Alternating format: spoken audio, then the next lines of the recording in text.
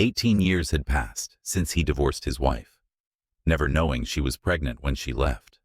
Now, the millionaire received a late-night phone call from her.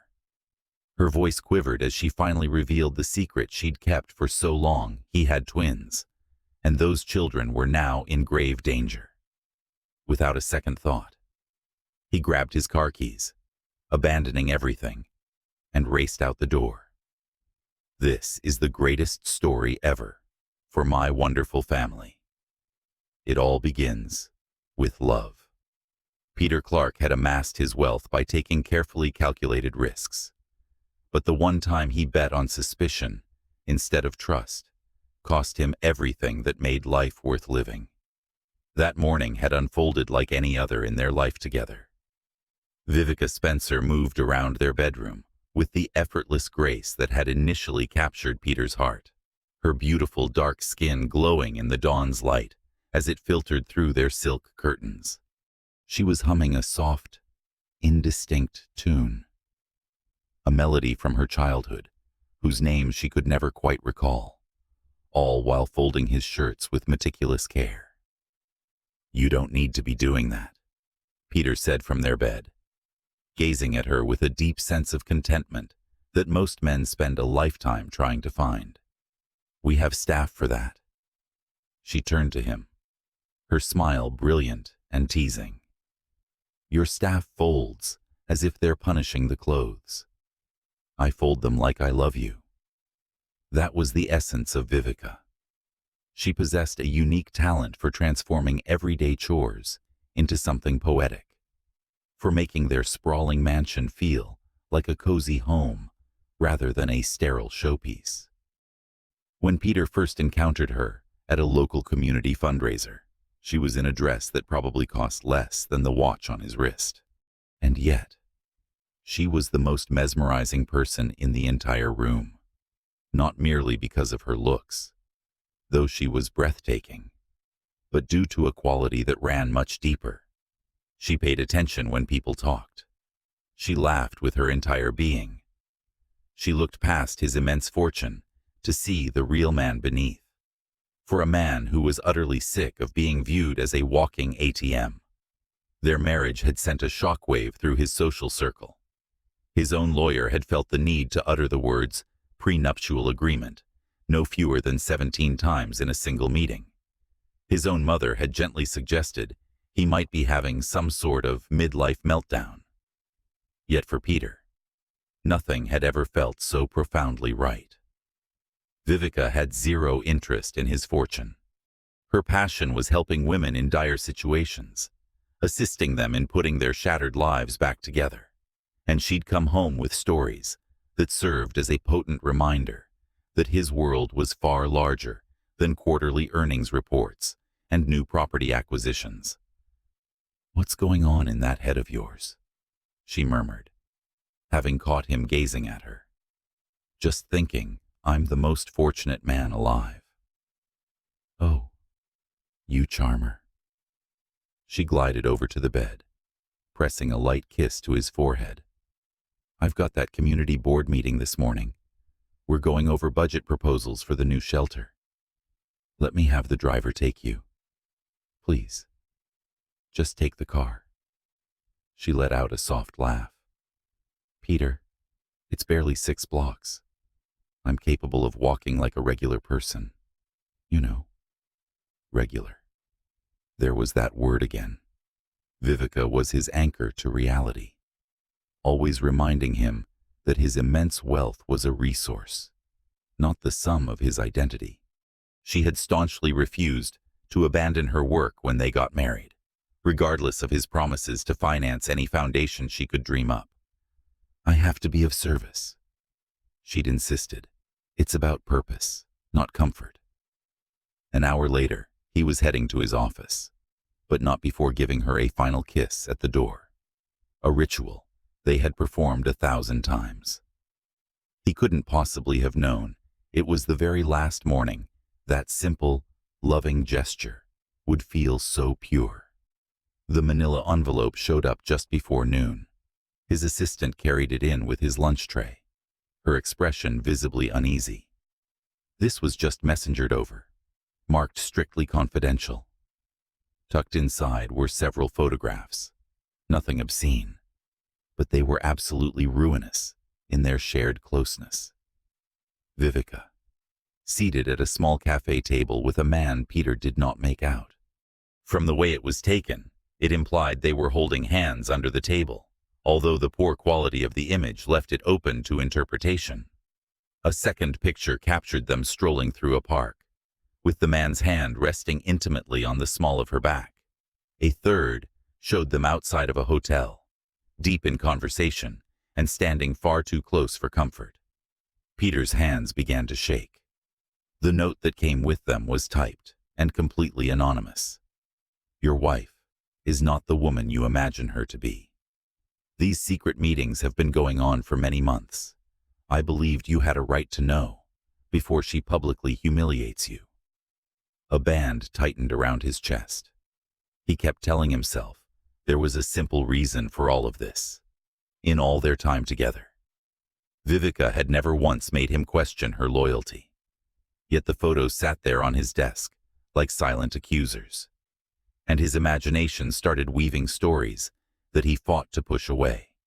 He reached for the phone and called his business partner, Lawrence, who arrived almost instantly. Lawrence examined the photos, his expression grim, and slowly shook his head.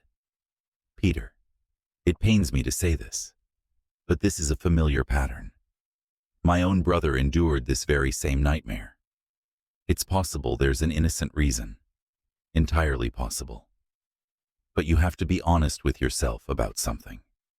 Lawrence leaned in, lowering his voice to a near whisper. A woman with her kind of background, suddenly thrust into this lifestyle of incredible wealth, with no prenuptial agreement protecting your assets. Have you considered that this was all a calculated move, that she might have been deceiving you from the very beginning? The venomous idea began to take root. Peter frantically tried to call Viva, but his call went straight to voicemail. She was in her meeting, where her phone was always off, but in his mind, now clouded with doubt. Her failure to pick up felt like a confirmation of his worst fears. Another package was delivered the very next day.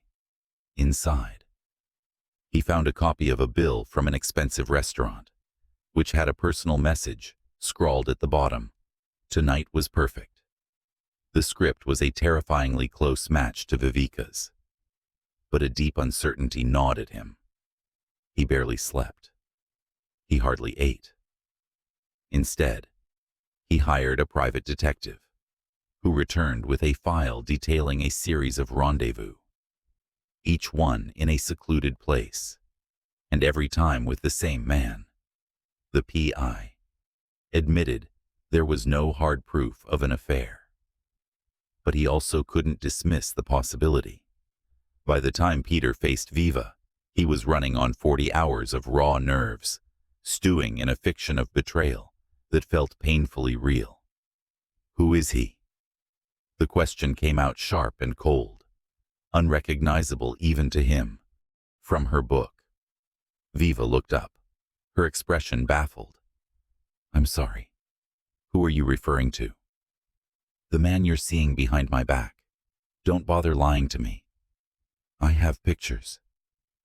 At that, the blood drained from her cheeks, not from shame, but from pure shock. What on earth are you talking about? He tossed the manila envelope toward her feet. She bent down, her hands unsteady as she fumbled with the clasp and slid out the photographs. When her gaze met his again, her eyes were shimmering with tears.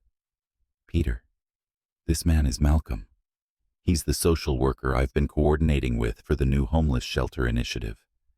These pictures twist everything. Then why hide him from me? I never hid him. I have told you about him. I must have mentioned Malcolm by name a dozen times. You don't listen. You never ask for details because you have zero interest in my charity work. You just smile and nod while you scroll through your phone.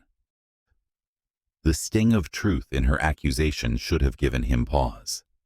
But his pride, a familiar and destructive force, was already poisoning his judgment. So this is my fault. I'm the reason you're sneaking around. I am not sneaking around. We hold public meetings for a public project. Peter, please, just look at me. You know who I am. You know I'd never do that. I don't know anything anymore. His voice cracked. What I do know is that for months, my wife has been seeing another man and keeping it a secret. And now I'm holding photos of the two of you, looking extremely close. That's because we're colleagues. We were colleagues. Beta. That's what professionals do. Our work together had nothing improper about it, but he wasn't listening.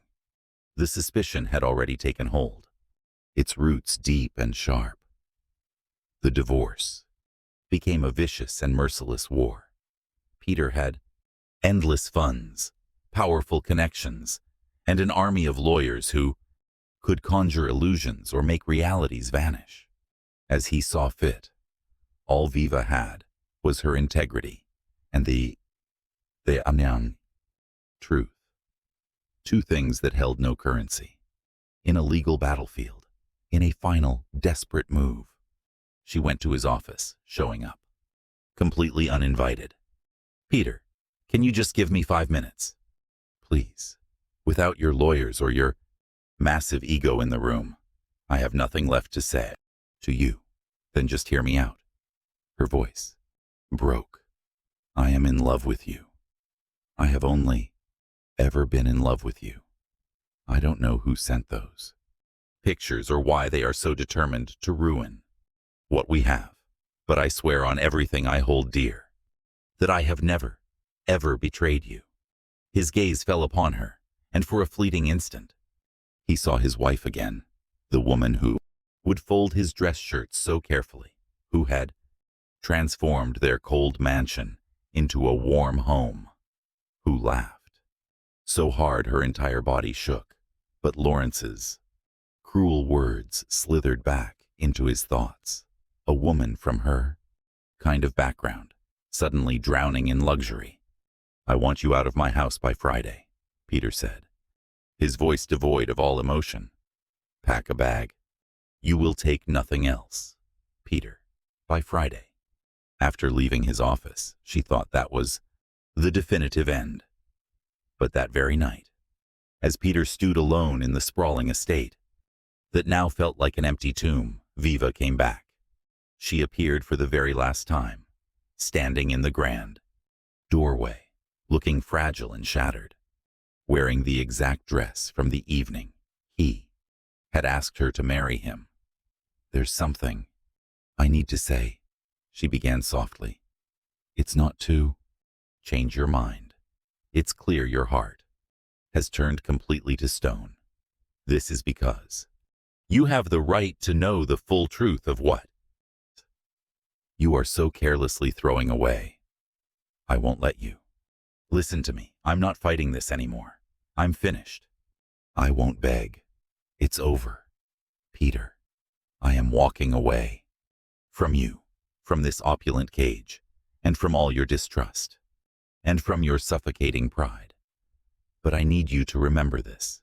One day, many years from now, when the truth finally dawns on you, when you realize how mistaken you were, and accept that I was always faithful, you're going to have to carry the weight of what you shattered.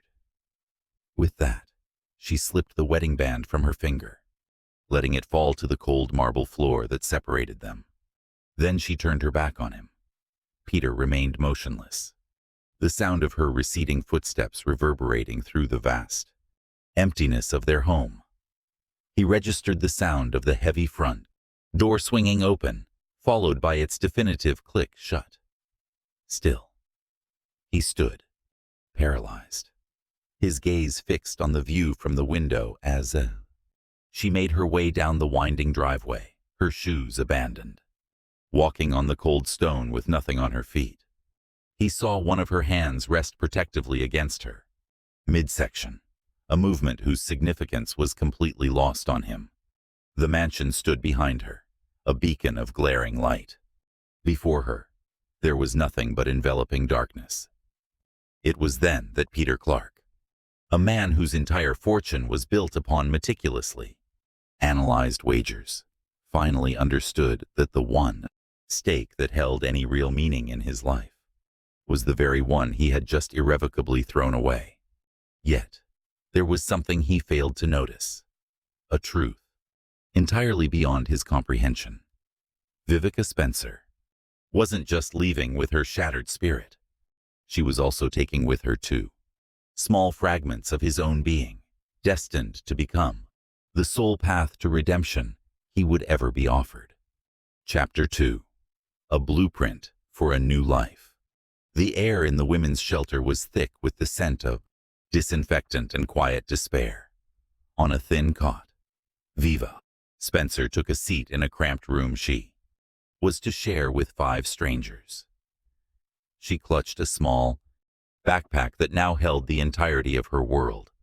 3 sets of clothes, 1 bottle of water, and the now lapsed certificate from her career in social work. Tucked inside was also the pregnancy test she had used in the restroom of a roadside gas station.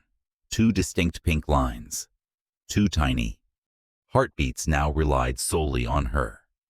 They were the 2 reasons she absolutely had to hold herself together. "Is this your first time?" The woman in the next cot possessed kind eyes, but the scars on her arms wove a narrative of hardships that Vivica had no desire to unravel. "My first time without a home.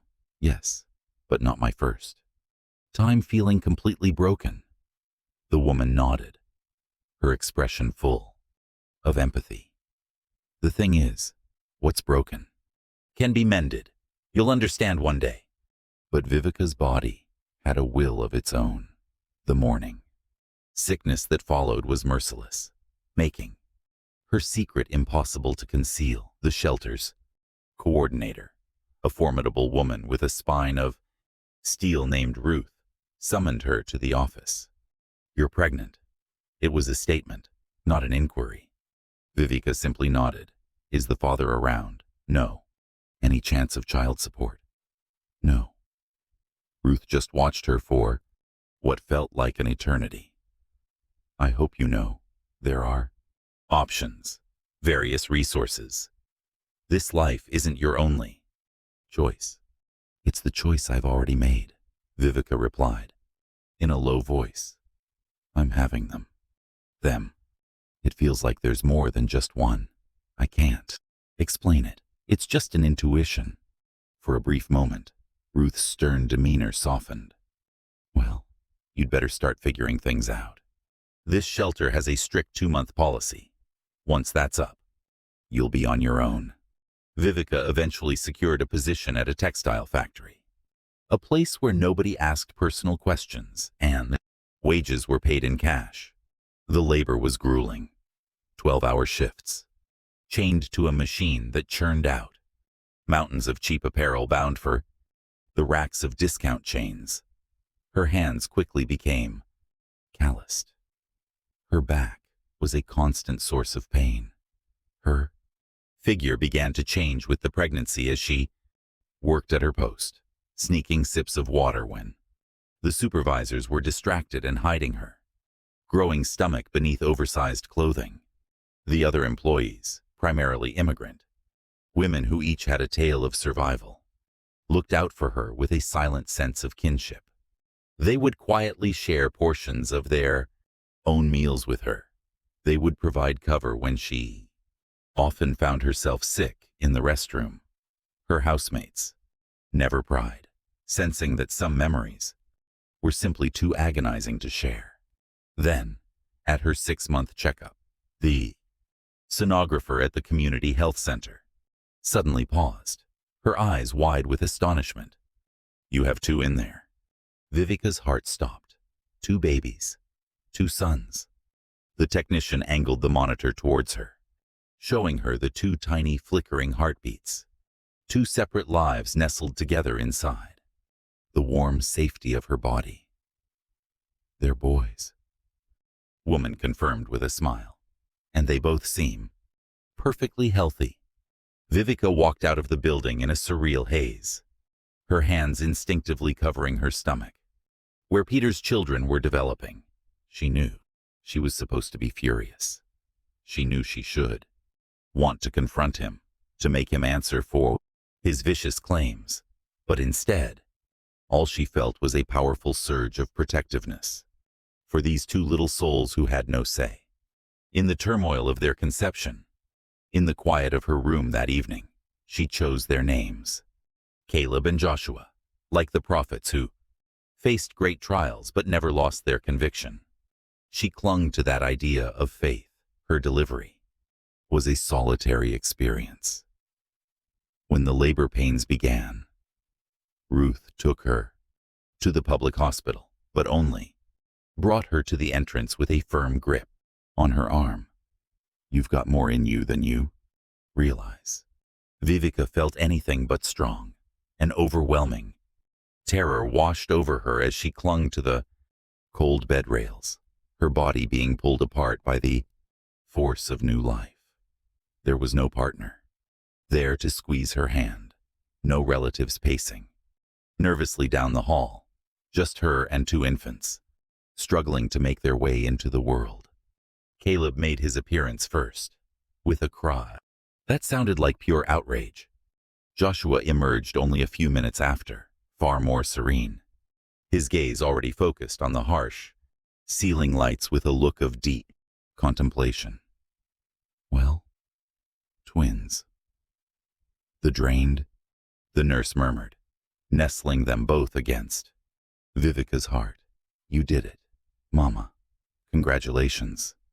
Gazing down at their miniature, perfect faces, Vivica felt a fundamental part of her soul realign forever. She made a silent vow these two boys would never experience the sting of being left behind. They would never once doubt their worth. She would forge a world for them from the ashes of her old life, and that world would be their everything. The following months were a chaotic whirlwind of exhaustion and unwavering persistence. Vivica secured a low-income apartment in a part of town where the distant pop of gunfire was an occasional lullaby. The place had a single bedroom, floors with aging, cracked linoleum, and drafty windows that never quite shut, but it was their sanctuary. She threw herself back into her education, attending online classes, deep into the night as her twins slept. She earned her social work degree by nursing a baby through virtual lectures and typing out essays with her free hand, her foot gently rocking a bassinet. Amidst the struggle, her sons thrived. Caleb was a creature of pure joy, his laughter infectious and easy, his chubby little hands constantly exploring the world, captivated by every shape and color. Joshua was her little observer. His intense gaze followed every motion. His tiny fists would grasp onto her shirt, holding tight with an instinct that seemed to know that letting go was the same as falling. Vivica kept a running dialogue with them, narrating their days as if they were her confidants who understood every word. All right, my loves. Off to the market we go. We're walking today since the next bus isn't for another hour, she'd say. Besides, the exercise and fresh air will do us good. Look at the trees. Boys, all crimson and gold. The best things in life don't cost a thing. She refused to let bitterness take root in her heart. In the quiet darkness, long after the boys were asleep, she would sometimes feel the crushing magnitude of what Peter had willingly abandoned. But his name was a ghost she never summoned for them, determined not to taint their world with the poison of her own heartbreak. She gave them a different history, a better one, spun from the threads of a fairy tale. Once upon a time, she'd begin. There lived a king who cherished a queen, and together they created a magnificent kingdom. Model A malevolent advisor poisoned the king's mind with lies, convincing him of the queen's unfaithfulness. And the king, tragically, believed every word. As a result, the queen was forced into exile, her heart heavy with sorrow. But she carried with her the two most precious treasures the king had ever given her, a gift he was entirely unaware of, and with a fierce devotion, she raised these treasures with all the love that the two of them were meant to give. What became of the king? Caleb asked, when he was finally old enough to comprehend the weight of the tale. The king remained in his palace, utterly alone, tormented by the thought that he'd made a catastrophic mistake.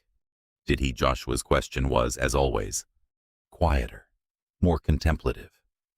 Vivica gently brushed back his hair, choosing her response with great care. He chose to act from a place of fear rather than from a place of love. And fear always demands a far higher price than anyone can ever imagine. The boys grew into exceptional young men, their brilliance shining brightly despite the poverty that defined their world. Caleb had a genius for anything related to mathematics, solving complex problems that were designed for people many years his senior. His mind processed the world in patterns and logical sequences that left his instructors in utter awe. Joshua, on the other hand, consumed books, scribbling his own tales in a tight, neat script on any piece of paper he could get his hands on. His insights into people and what drove them were almost unnervingly accurate. Vivica juggled a series of jobs: a social worker during the day, an instructor for community classes in the evening, and an office cleaner deep into the night, while her sons completed their schoolwork in sterile break rooms. She was perpetually exhausted, worn down to a thread, but she refused to ever let them see her falter. "Mama, why do you work so hard?" Caleb once questioned, observing her as she iced her swollen feet. "Because the two of you are worth every single weary bone in this body." The king, from your story, Joshua interjected softly. "Does he ever discover the truth about his gifts?" As Vivica gazed into her son's eyes, she saw the ghost of the man who had cast her aside. "I wish I had an answer for you, my love," she murmured. "Some stories just aren't finished yet." But one truth resonated deep in her soul. With chilling clarity, Peter Clark remained completely oblivious to the priceless treasure he had thrown away. If there was any fairness in the world, he would live out his entire life shackled by that profound ignorance. Fate, however, was weaving a far more intricate tapestry. The threads were spun from genetic code, lying dormant in the shadows, waiting for the precise moment when the past would inevitably crash into the present, propelled by the tragic failure of two young hearts that were beginning to give out in unison. Chapter 3. The Mausoleum. In the solitude of his study, Peter Clark stared blankly at the blueprints for a new skyscraper that failed to stir any excitement within him. It was just another steel and glass behemoth, one more project, another hollow symbol of a life that felt profoundly empty. A soft knock came from the door. "The contractors have arrived for the final sign-off." "Meeting, sir?" "Postpone it." "Sir, it's been on the calendar for weeks." "Postpone it," he repeated, his tone flat and lifeless. "Push it to whenever. It doesn't matter." As the assistant withdrew, Peter drifted back to the window, his eyes scanning the meticulously kept grounds below. It looked less like a garden and more like a pristine cemetery. Everything was perfect, and everything was dead. The mansion was now a tomb, 32 rooms, and most remained sealed, shrouded in dust and silence behind heavy doors. The weekly cleaning crew, moved through the halls like specters, under strict orders to not disturb the master bedroom, especially not the single armchair by the window. That had been Vivica's spot. It was where she used to curl up in the mornings with her coffee, lost in whichever novel had captivated her last. The rising sun warming her skin to a golden bronze as her face animatedly reacted to the story she was reading. Peter left it exactly as she had, forbidding anyone from so much as dusting it. There were times he would catch himself lingering in the doorway as the sun rose, half convinced he would see her curled up in it, with that faint smile that graced her lips whenever she read a truly lovely passage. But the chair remained vacant. His sister, Diane, was the only one who dared to pierce his self-imposed solitude. She would show up, uninvited, breezing in with the spare key he foolishly let her keep, only to find him in his study feigning productivity. "You look like hell, and a wonderful morning to you, too." She sank into a chair, making herself at home, and leveled him with the kind of raw honesty that only a sibling can wield. "When did you last eat a proper meal? Or sleep for more than a couple of hours? Or escape from this crypt you've locked yourself in?" "I'm doing just fine." "No, you're not. You haven't been remotely fine since the day you cast aside the single greatest thing that ever came into your life." A muscle in Peter's jaw flexed. "I don't wish to rehash this. I know you don't. Because having this conversation would require you to admit you made a mistake." Diane leaned in, her voice cutting. "Did you ever find it, Peter? Any tangible proof after all this time? Did you ever manage to prove that she betrayed you?" Those photographs were flimsy circumstantial evidence at best. You never dug up any credit card charges for hotel rooms, never unearthed a single secret letter. You never located one solitary concrete shred of proof because there was nothing to be found.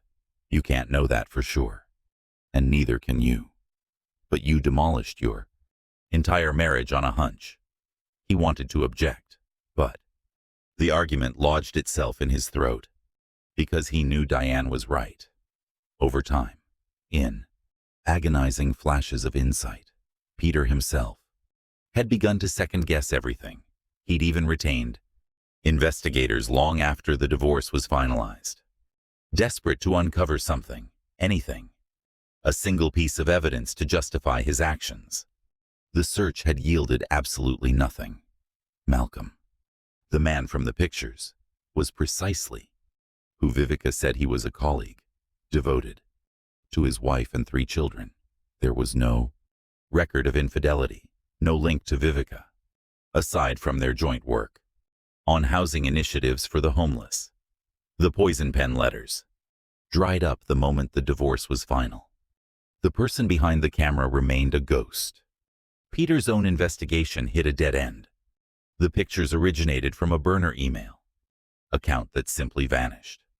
And as the months bled into years, a sickening realization began to fester in his mind.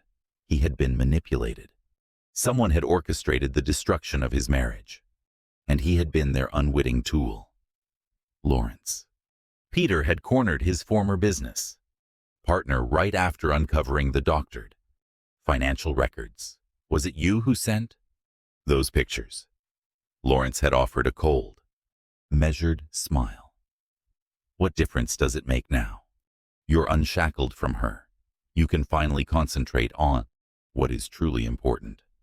Peter cut him out of his life that very day, but the wreckage was irreversible. Vivica was gone, and he didn't have the first clue where.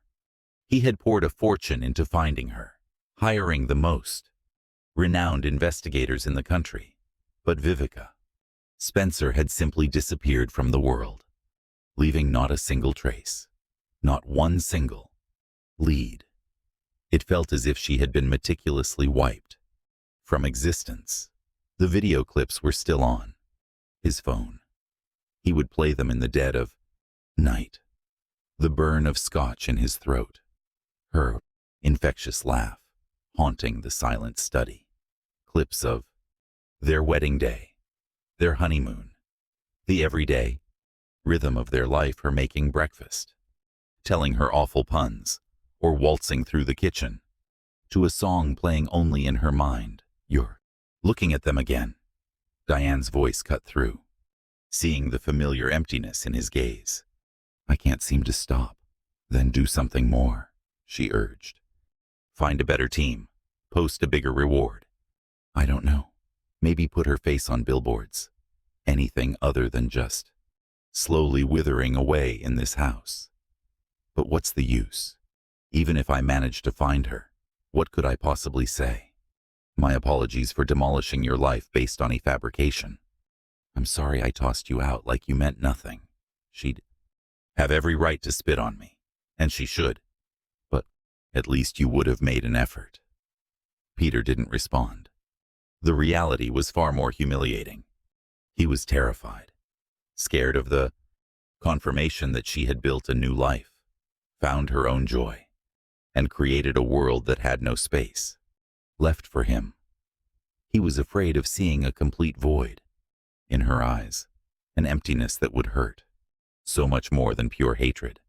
So, hid away in his palace, drowning in a fortune that felt utterly worthless, going to meetings out of sheer routine, making choices that shaped thousands of lives while being incapable of navigating his own bedroom, was the greatest torture. He had preserved everything exactly as she left it. Her dresses still occupied their space in the wardrobe.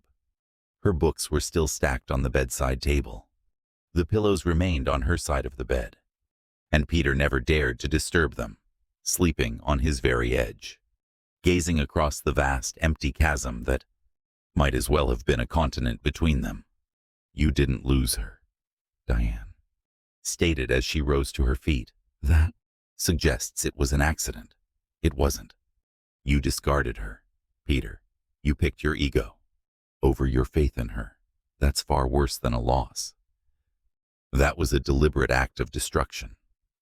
After her departure, Peter roamed the empty mansion, truly absorbing its atmosphere for the first time in a very long while. The grand dining room where they had never once shared a meal. It was too cold, too imposing. The formal living room with couches no one had ever relaxed on. The kitchen, equipped to feed a large family, now served only one. His lonely footsteps reverberated on the marble, and he finally understood that Diane was correct. This wasn't a home.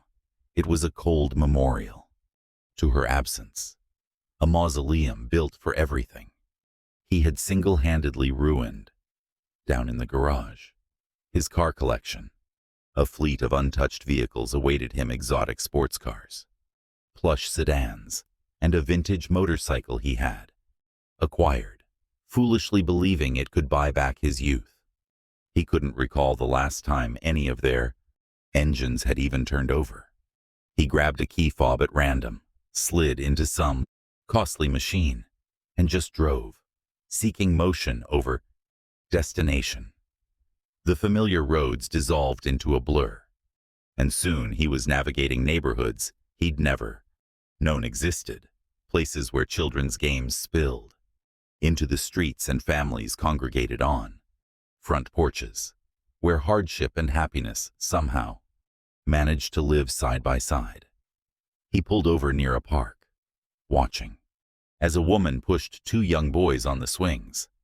Their laughter was pure, shrieking with absolute delight, and their mother watched on with a smile born of both exhaustion and unconditional love. Peter felt a painful fissure open in his chest as he witnessed what could have been his own life, what should have been. The sound of children, genuine laughter, a purpose that wasn't tied to the hollow pursuit of meaningless accolades. He headed home as dusk settled, his return marked by the sight of his mansion, a beacon of brilliant light that held absolutely no warmth.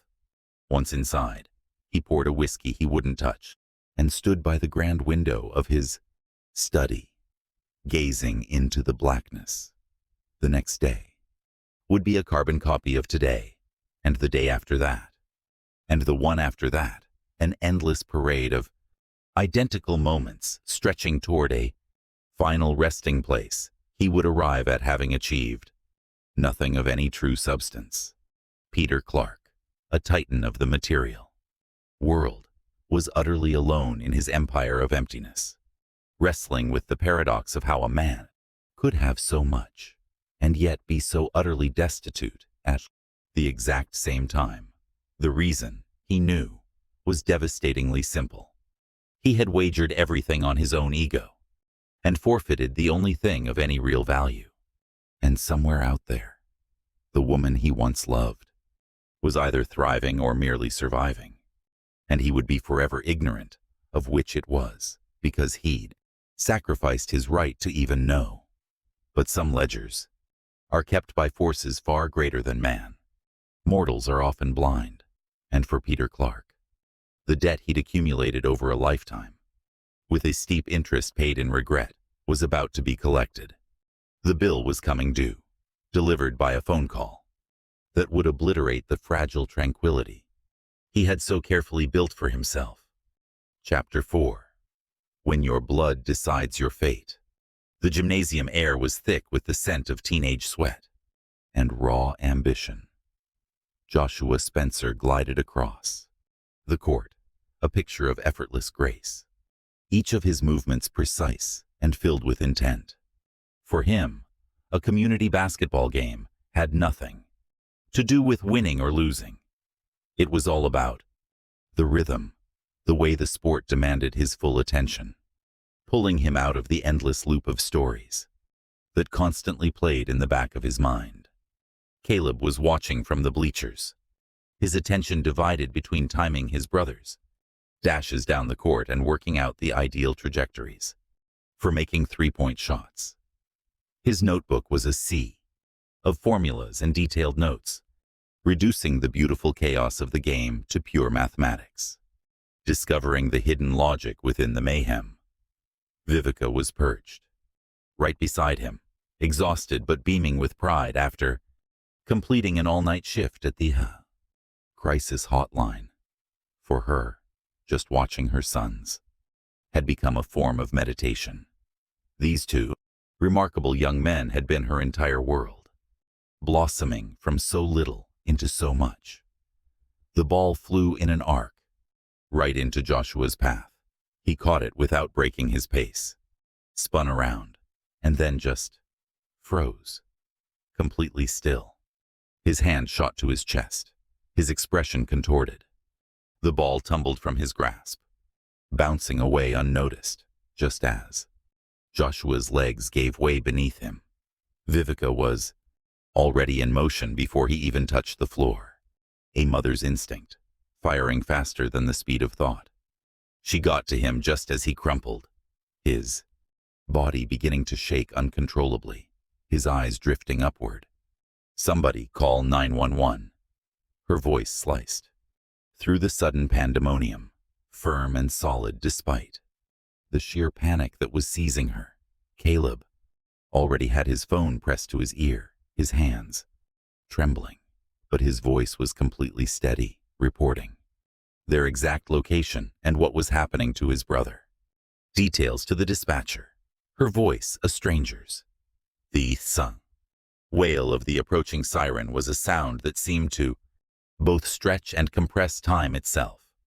A team of medics descended on Joshua, their voices a barrage of questions that Vivica somehow managed to answer, a fog descending over her thoughts as one silent scream echoed in her soul. This couldn't be real. He was the picture of health, a tower of strength.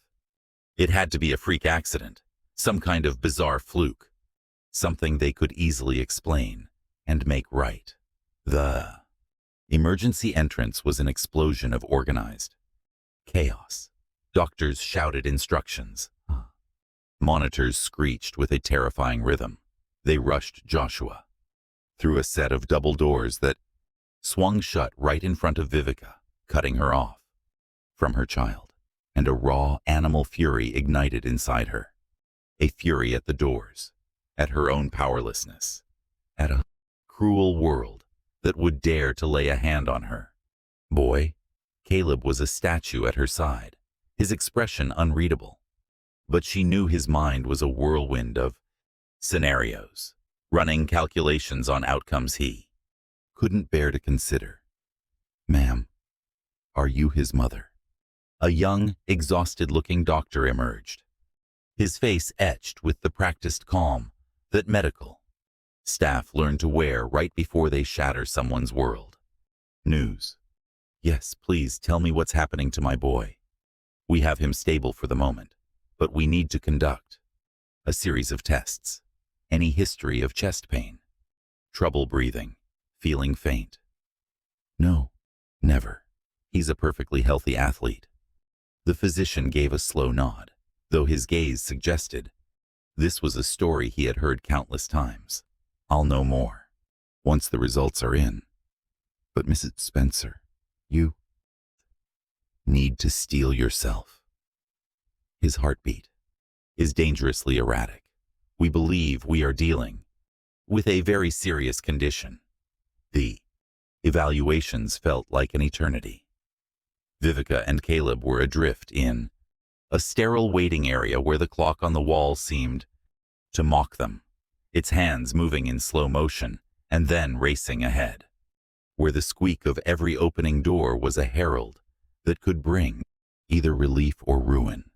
At long last, a cardiologist approached an older man with silver hair and a look in his eyes that spoke of having witnessed far too much loss. He pulled up a chair, an action that always signaled the worst. "Your son has, it's called hypertrophic cardiomyopathy.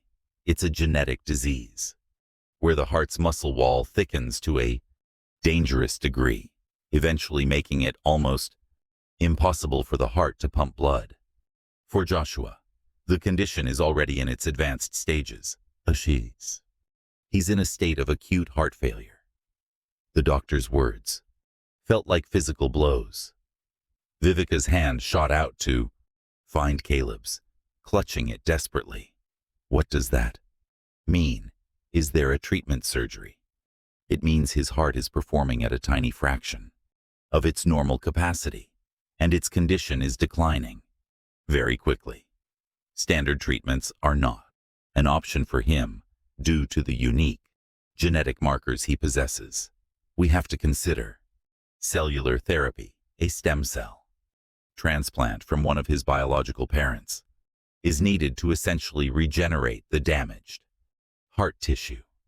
Vivica struggled to process the news, her medical instincts battling against the rising tide of panic. "My cells. Test my cells," she demanded. "We will. But there is something else," the cardiologist said, turning his serious gaze toward Caleb. "This disease is hereditary, as his twin. There's an overwhelming probability that you have it as well." The blood drained from Caleb's face. "You might feel fine now, but if you carry the same genetic markers, your heart is likely already in the initial stages of this very same deterioration. We must run tests on you without delay." The following hours devolved into a living nightmare of cold machines and sharp needles. Caleb was examined and scanned, his body meticulously analyzed for the silent killer concealed deep within his genetic makeup. The test results confirmed their greatest fear. Both of the twins carried the deadly mutation. Both of them were dying, just at a different pace. Vivica's own results finally came back after a torturous wait. The look on the cardiologist's face told her the news before he even uttered a word. "I am so sorry, Mrs. Spencer. Your cells, they aren't compatible. A rare chromosomal mismatch makes you unable to be a donor. It's unusual, but it can happen. And just like we need to find a different source, surely there's a database, someone who's a match. The genetic profile we need is exceptionally rare. This is something they got from their father. We have to get his cells for this treatment to have any chance. The DNA must be a near-perfect match. The world seemed to spin off its axis. Vivica registered the words, but their meaning was a fog she couldn't penetrate. Their biological father, the cardiologist, clarified, his voice soft. Is it possible to reach him, willing him to be tested? Caleb and Joshua, occupying neighboring beds in the intensive care unit, turned their gaze to their mother, their eyes filled with a lifetime of unspoken questions that had finally surfaced. But we have a dad. Joshua's voice was thin and bewildered. You told us he was gone. Caleb chimed in. That he disappeared before we were even born. Vivica had never spun a web of lies for her boys. She'd just left out the pieces that were too sharp to handle. And now, those carefully edited truths had detonated into a full-blown catastrophe. Your father has no idea you're alive, she admitted in a near whisper. He never even knew I was carrying you. We went our separate ways. Right before I realized, you have to find him. The urgent shrieking of Joshua's heart monitor signaled the toll the stress was taking on his failing heart. Mom, please, I'm scared I'm going to die. That single sentence fractured something. Deep inside Vivica, her son was begging for salvation from the man who had wrecked her world. Later that night, once her sons were finally resting, with the help of sedatives, Vivica sought refuge in the hospital's small chapel, surrounded by empty seats and faint light. She buckled under the pressure of a decision she couldn't possibly make. She had vowed to herself she would never allow Peter Clark into her life again. She had constructed an entire existence precisely so she would never have to depend on him. She had brought up two wonderful boys, teaching them they were complete without a father, because some fathers are toxic, some are just a gaping hole, and some are the very thing that breaks you. But at this moment, those very sons were fading, and the only thing that could save them was hidden in the DNA of the man who had tossed her aside like she was nothing. Her mobile was heavy in her screen, his contact information saved even after all this time, not as a beacon of hope, but as a self-punishing reminder of what happens when you trust the wrong person.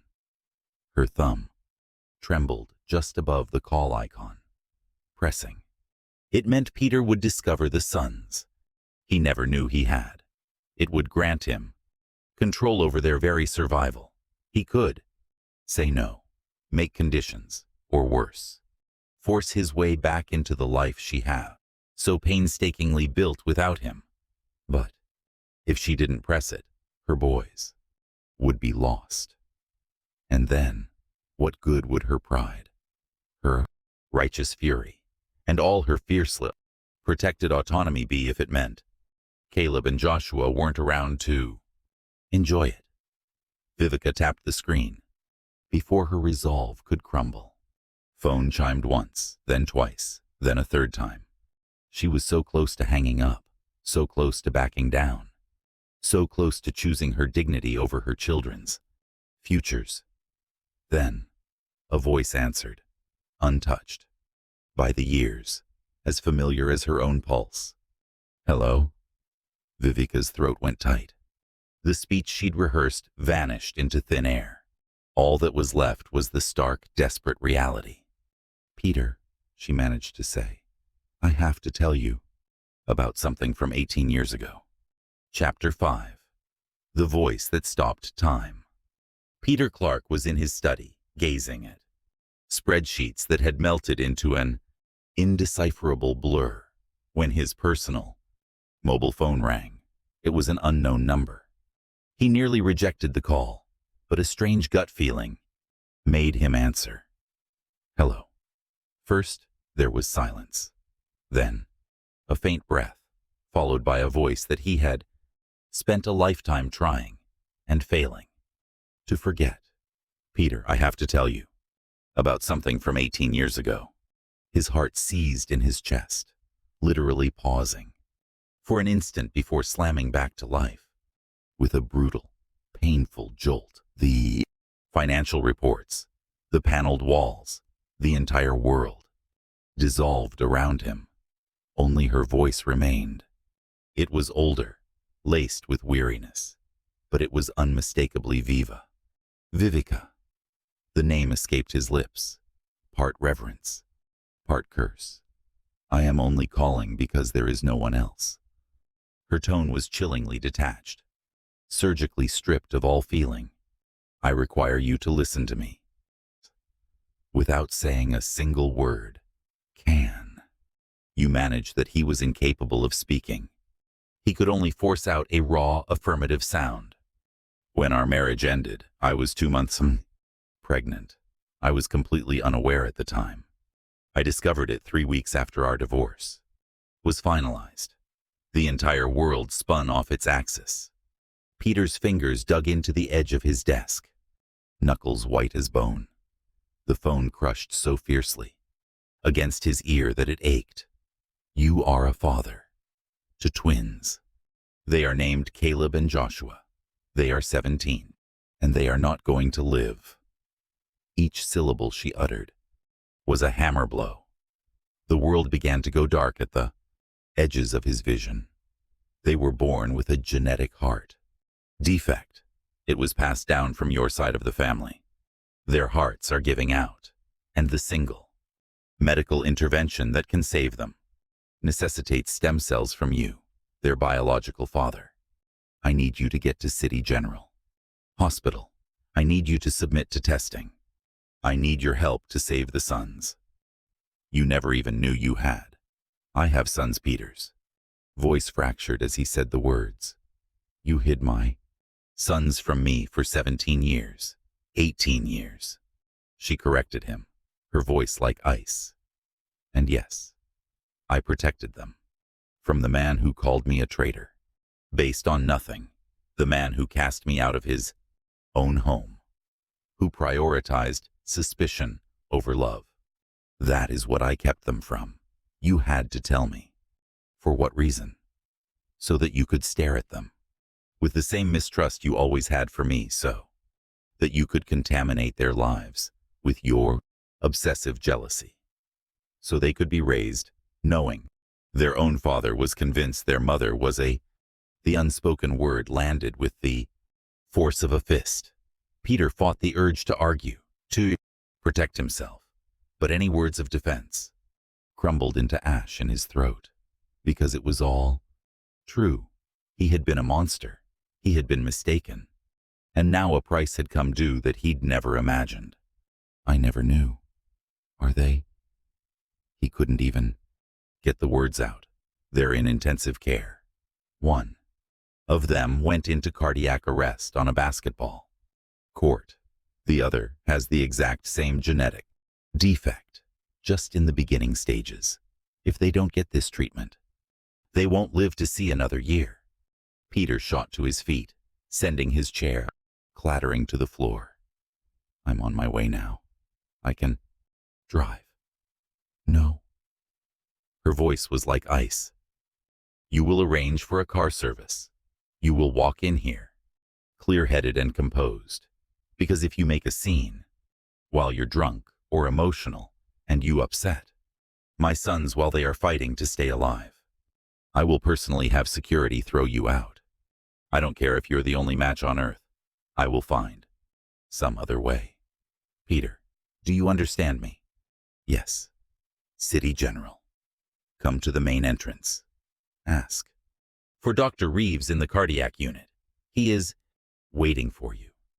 She paused, and he could hear a fracture in the iron wall of her voice. "Peter, this isn't about us. I'm not asking you for forgiveness or for excuses or to fix any part of the world you shattered. I'm asking this for them.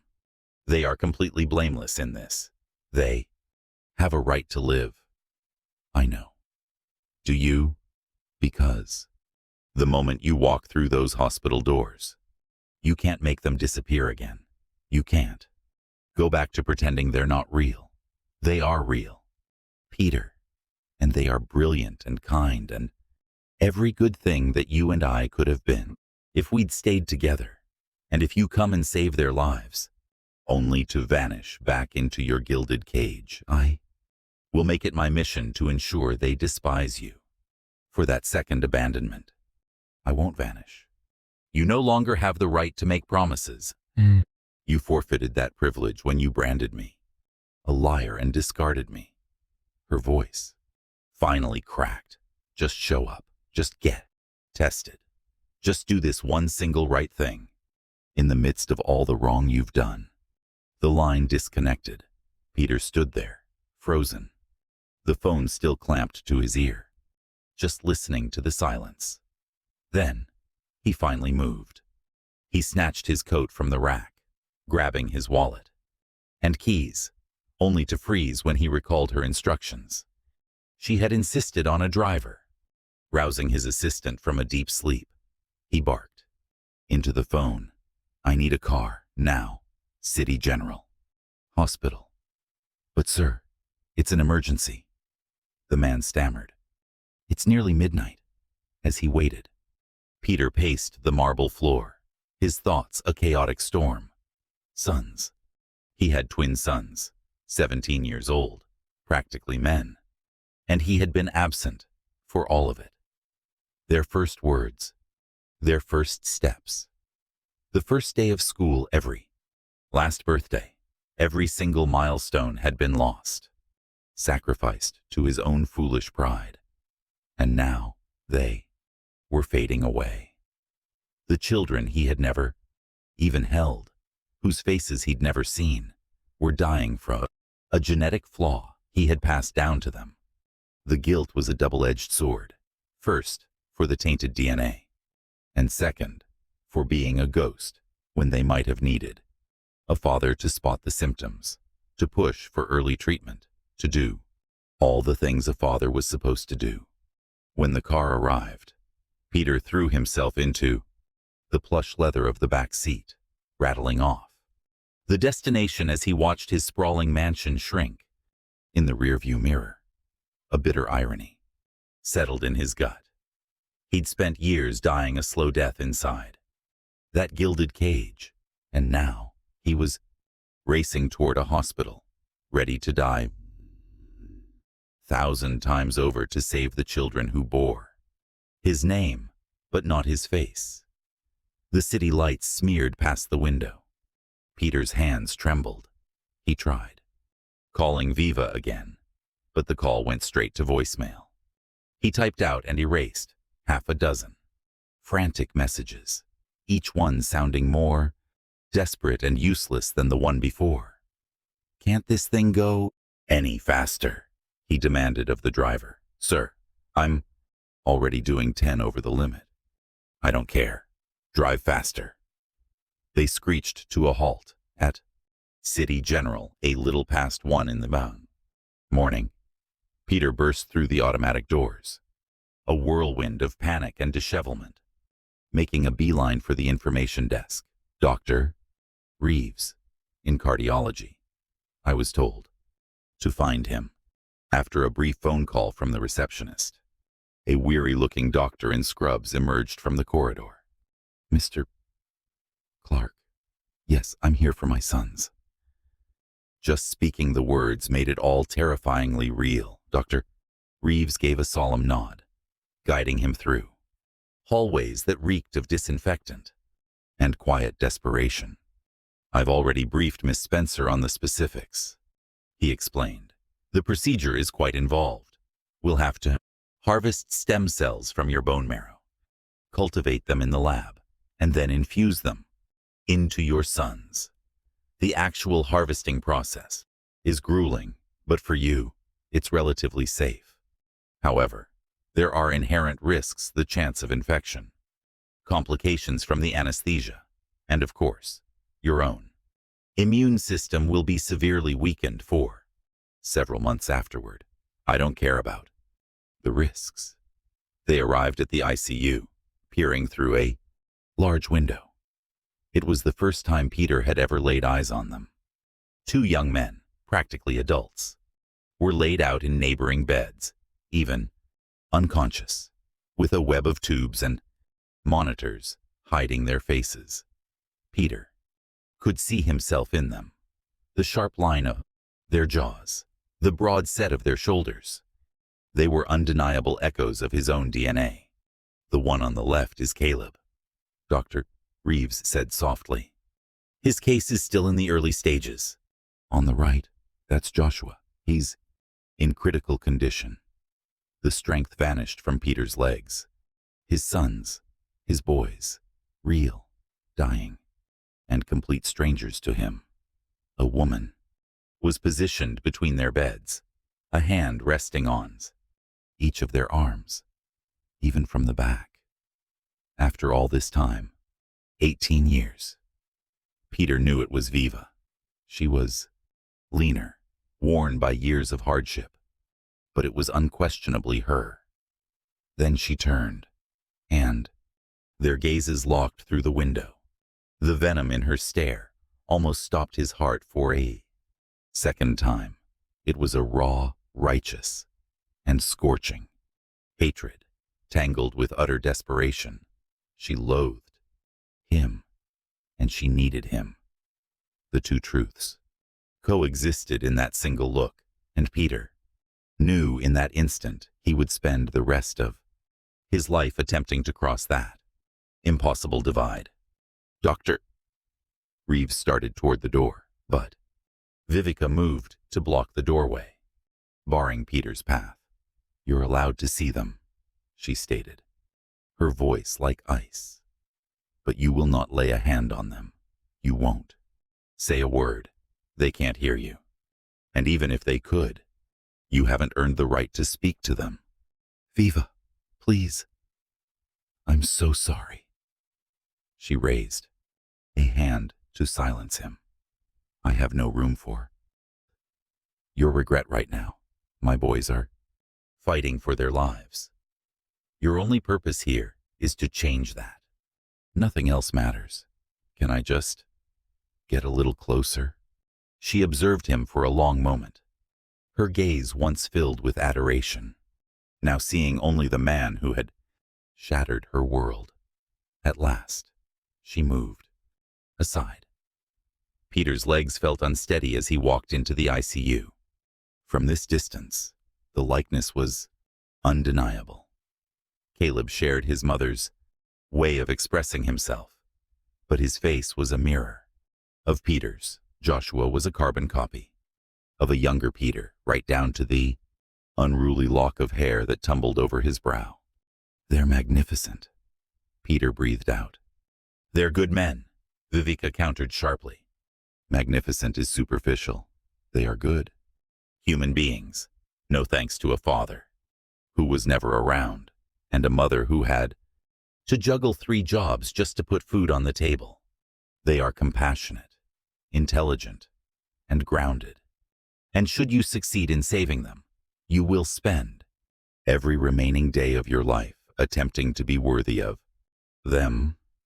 Peter's hand drifted forward, nearly brushing against Joshua's, before he froze, recalling Vivica's warning. I need to know all of it, he said. What they love, their aspirations, their favorite meals, and every single thing I wasn't here for. You weren't here for any of it, Vivica stated, her tone empty. Not a single moment. And you don't get to absorb 18 years of life in one discussion.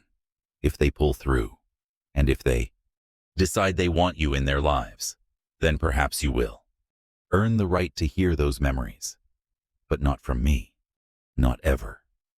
Dr. Reeves came back into the room, holding some forms. Mr. Clark, we need to begin. The tests started immediately. Every second was precious. Peter gave a silent nod, his eyes fixed on his son's. Anything you need. I'll do anything. As they escorted him to have his blood drawn for genetic analysis, Peter risked a single glance back.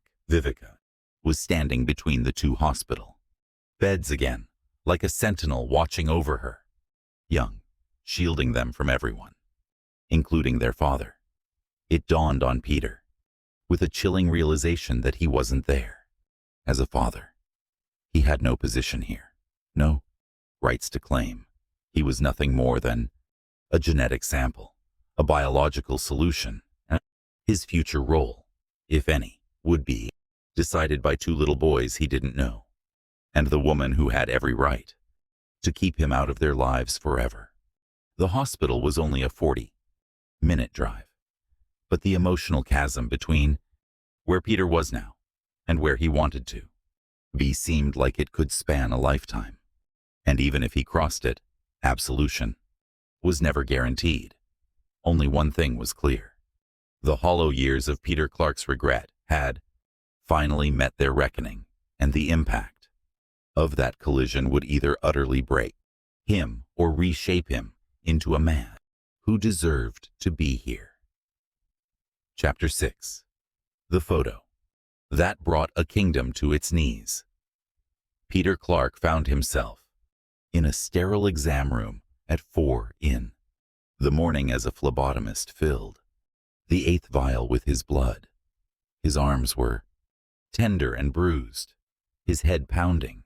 His reality had been completely dismantled and rebuilt in just a handful of hours, leaving him in a bizarre, numb shock where the only anchor to what was real was the vision of those two boys etched into his consciousness. We will have the initial results back in a couple of hours, Dr. Reeves told him. If it turns out you are a match, we could start the harvesting procedure by tomorrow evening. And if he wasn't a match, the doctor's unspoken words hung heavy in the air. Peter made his way back to He reached the mansion just as the sun was rising, but he couldn't bring himself to go inside.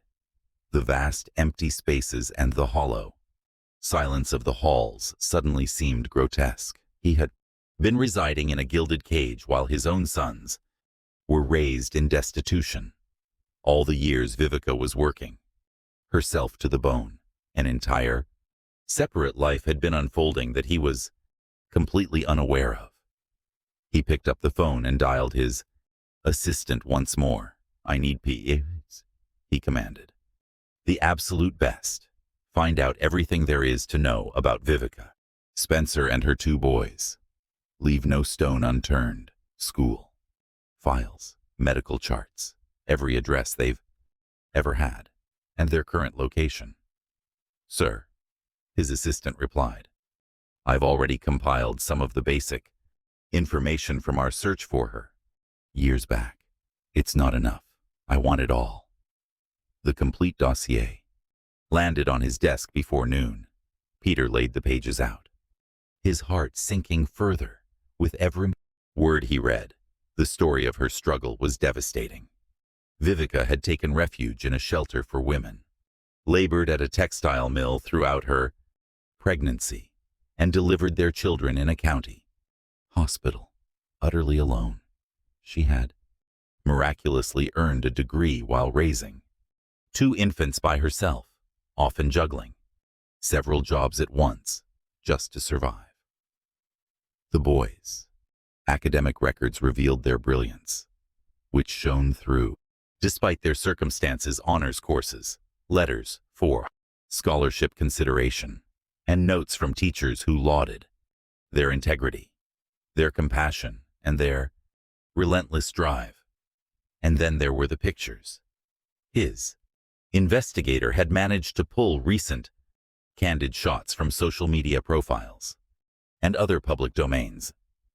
There was Caleb at a science competition, clutching a first-place trophy, his face lit with pure elation.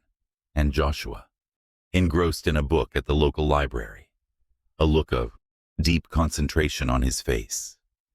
He saw them both on a basketball court, moving in perfect concert, with an unspoken connection only twins could possess. Peter's hands trembled as he gazed at their faces. These boys were his own sons, and he had been absent for every moment of their lives. His phone buzzed. "Dr. Reeves here. Mr. Clark? We have your results. It seems it's a perfect match. We can move forward as early as tomorrow evening. If you're ready, I'm ready. Whatever it takes. But there is something you need to understand. This procedure isn't without risks. For you, personally, your immune system will be completely shot for several months. The smallest infection could become life-threatening, even fatal. And there's also a slight chance of complications while we're performing the extraction. That might result in permanent damage. I don't give a damn. You have a life of your own to think about." Peter let out a bitter, harsh laugh. "No, I really don't. Just schedule it." He attempted to go back to the hospital, but Vivica's instructions had been absolute. The security team had his picture, a description, and firm orders to prevent him from getting anywhere near the ICU. He drove there, regardless, setting up his car across the street and watching the entrance like a desperate criminal, praying for just one look at his son. The hours dragged on. Nothing. The sun went down. Still, he didn't budge. His phone vibrated endlessly, with calls and texts from his assistant, his sister, and various business partners demanding to know where he was. He dismissed them all. Around midnight, he finally retreated to his empty house, hollowed out and frantic. There was no chance of sleep. He stalked the silent halls of his mansion, passing through rooms he had paid no mind to for years, but now saw in a completely different light.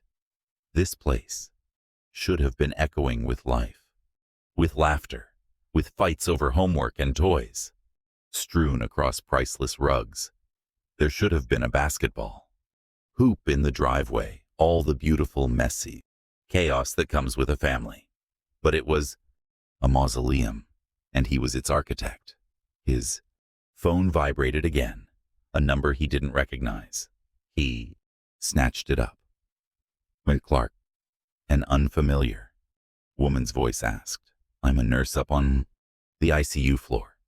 I know I probably shouldn't be making this call, but I found your name on an old emergency contact form for a Miss Spencer from a long time ago, and I believed you had a right to know. Joshua has taken a turn for the worse this evening. We had to bring him back. He's holding on, for now, but it was a very near thing." The words sent a chill through Peter's veins. He's alive, but just barely. Miss Spencer is right there with him. She refuses to leave. And sir, let me be frank. I've been doing this for 23 years. I've seen more than my share of family drama. I don't know what happened between the two of you, but those little boys are blameless. They deserve a fighting chance. I know. The procedure is set for tomorrow. Yes, I saw. I'm the one who processed all the forms. I just needed to make sure you grasped the severity of the situation. Joshua may not make it through another day if anything goes sideways. Could you do something for me? Peter's voice was a raw whisper. Can you send me a picture of them? I need to see them. A heavy silence hung on the line. I could lose My license for that. Please, he begged. Another pause. Then, check your phone. The connection dropped.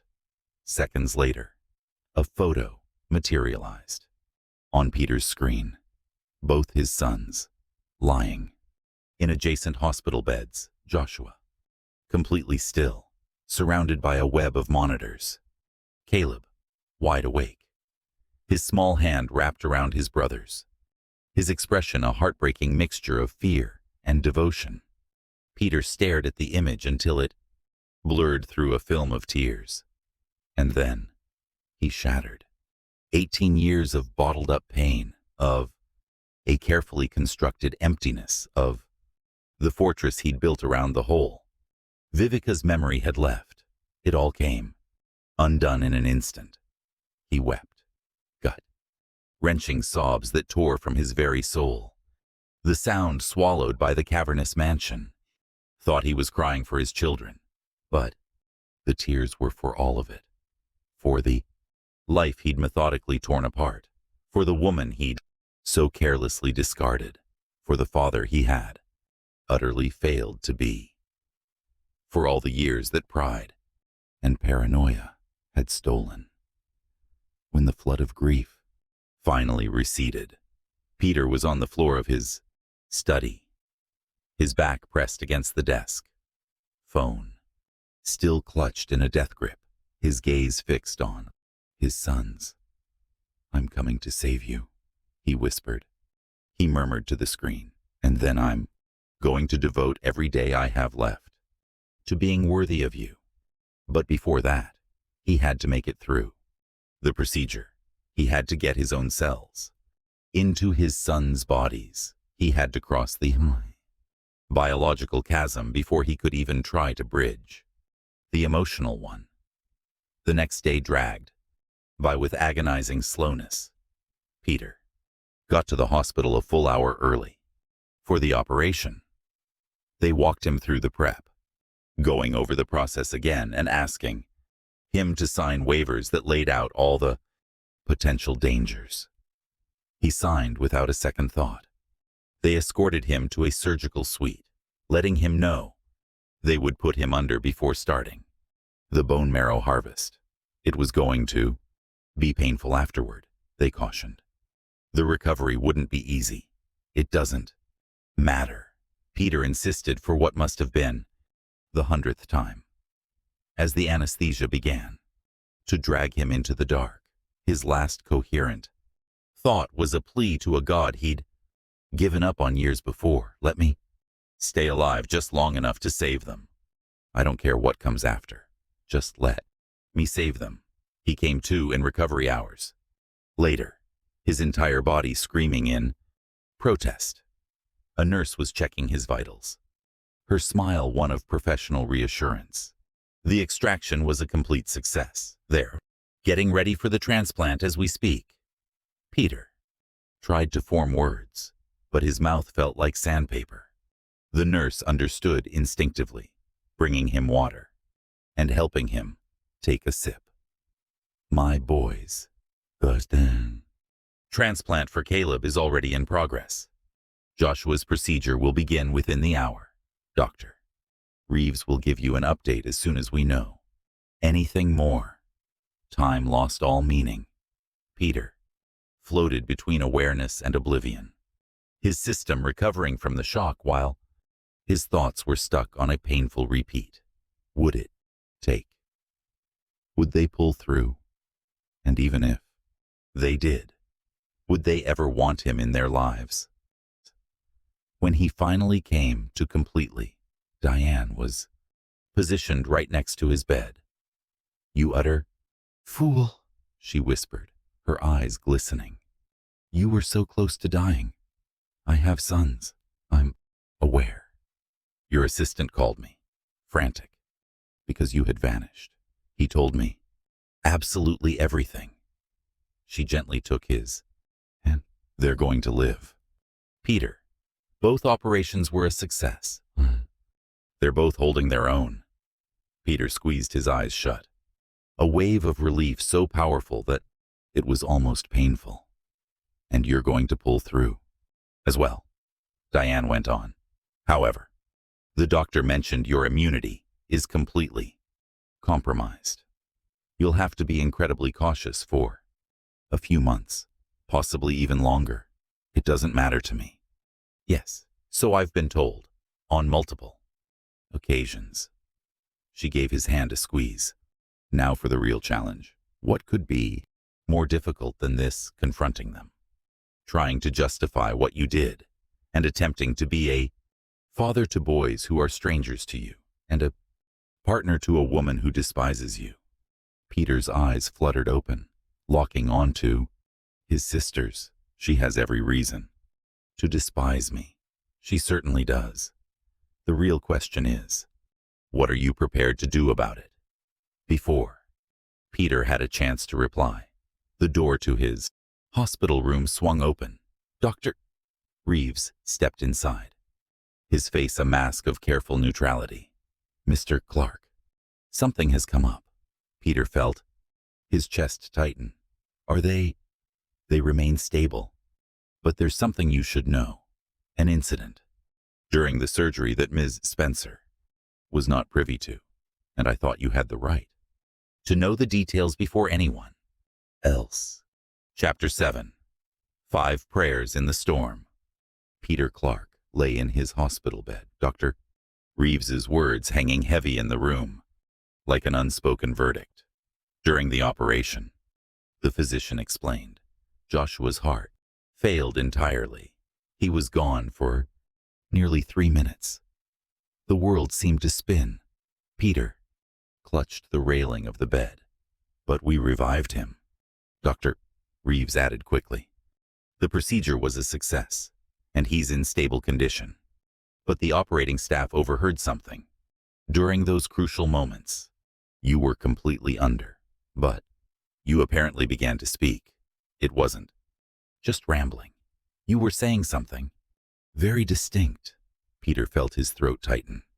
What was I saying? You said the same phrase over and over. Take it all from me, my life, my every breath, everything. Just let them live. The nurses actually wrote it down. It was that strange. You repeated it dozens of times, completely lost to the world, while your son's life was hanging by a thread. Peter was stunned into silence. I'm sharing this with you because Ms. Spencer is still unaware of it, and I feel she deserves to know. But that is your call to make. Dr. Reeves paused at the doorway. If it means anything, Mr. Clark, I've been a surgeon for 30 years. I have seen more than my share of fathers. What you did, knowing full well what was at stake, that was profound. Don't let anyone tell you otherwise. After the doctor departed, Peter lay in the quiet room, a deep ache radiating from the surgery site. His mind in a tailspin. He had been prepared to die. Evidently, his subconscious had been ready to make a trade his own life in exchange for theirs. But was it enough? Could one selfless act truly erase 18 years of being a ghost? In the following days, Peter tried every possible avenue to get through to Vivica and the boys. Each attempt was met with a new kind of shutdown. Every rejection, a fresh lesson in the weight of his past actions. His initial strategy was logical and methodical. He brought in the top medical malpractice lawyer he knew, not to file a suit, but to help him compose a letter that would explain it all. The key, medical science, the details of the operation, the immense risks he accepted, and the desperate sincerity of his wish to finally know his sons. The attorney drafted a 6-page document of meticulously constructed prose, which managed to blend an emotional plea with unwavering legal clarity. Peter reviewed the letter, put his name to it, and had. The letter was delivered by courier directly into Vivica's hands at the hospital, and his investigator's report came back quickly. She was in the cafeteria. The agent watched. She scanned no more than 3 lines before calmly rising, walking to a nearby waste bin and setting the document ablaze with a lighter she borrowed from a custodian. Hospital staff had to extinguish the small fire. Vivica, however, had already turned and left, without a single backward glance. Peters, lawyer called, completely floored. That was my finest legal argument.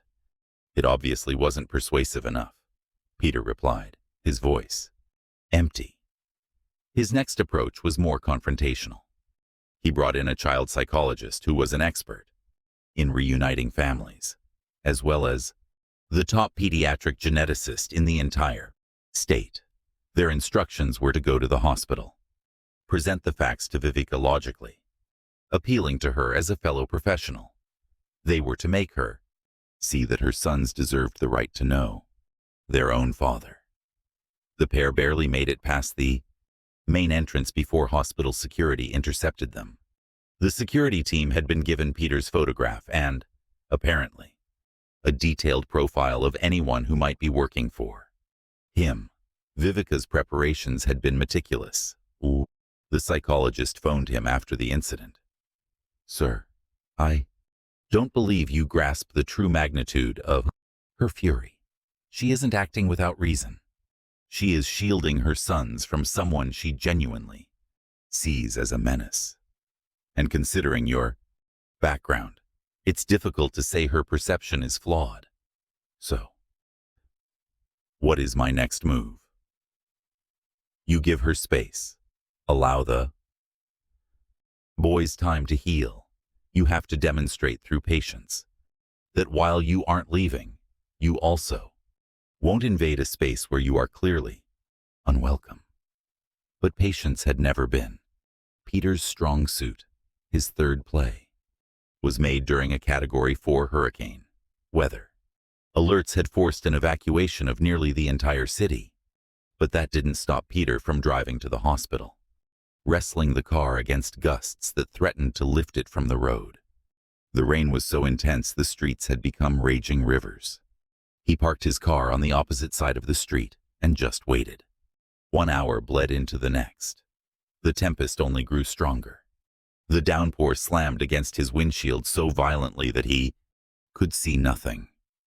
Yet, he refused to leave. Some stubborn part, clinging to the hope that his pain would finally count for something, that it would matter. As midnight approached, he stepped out of the car.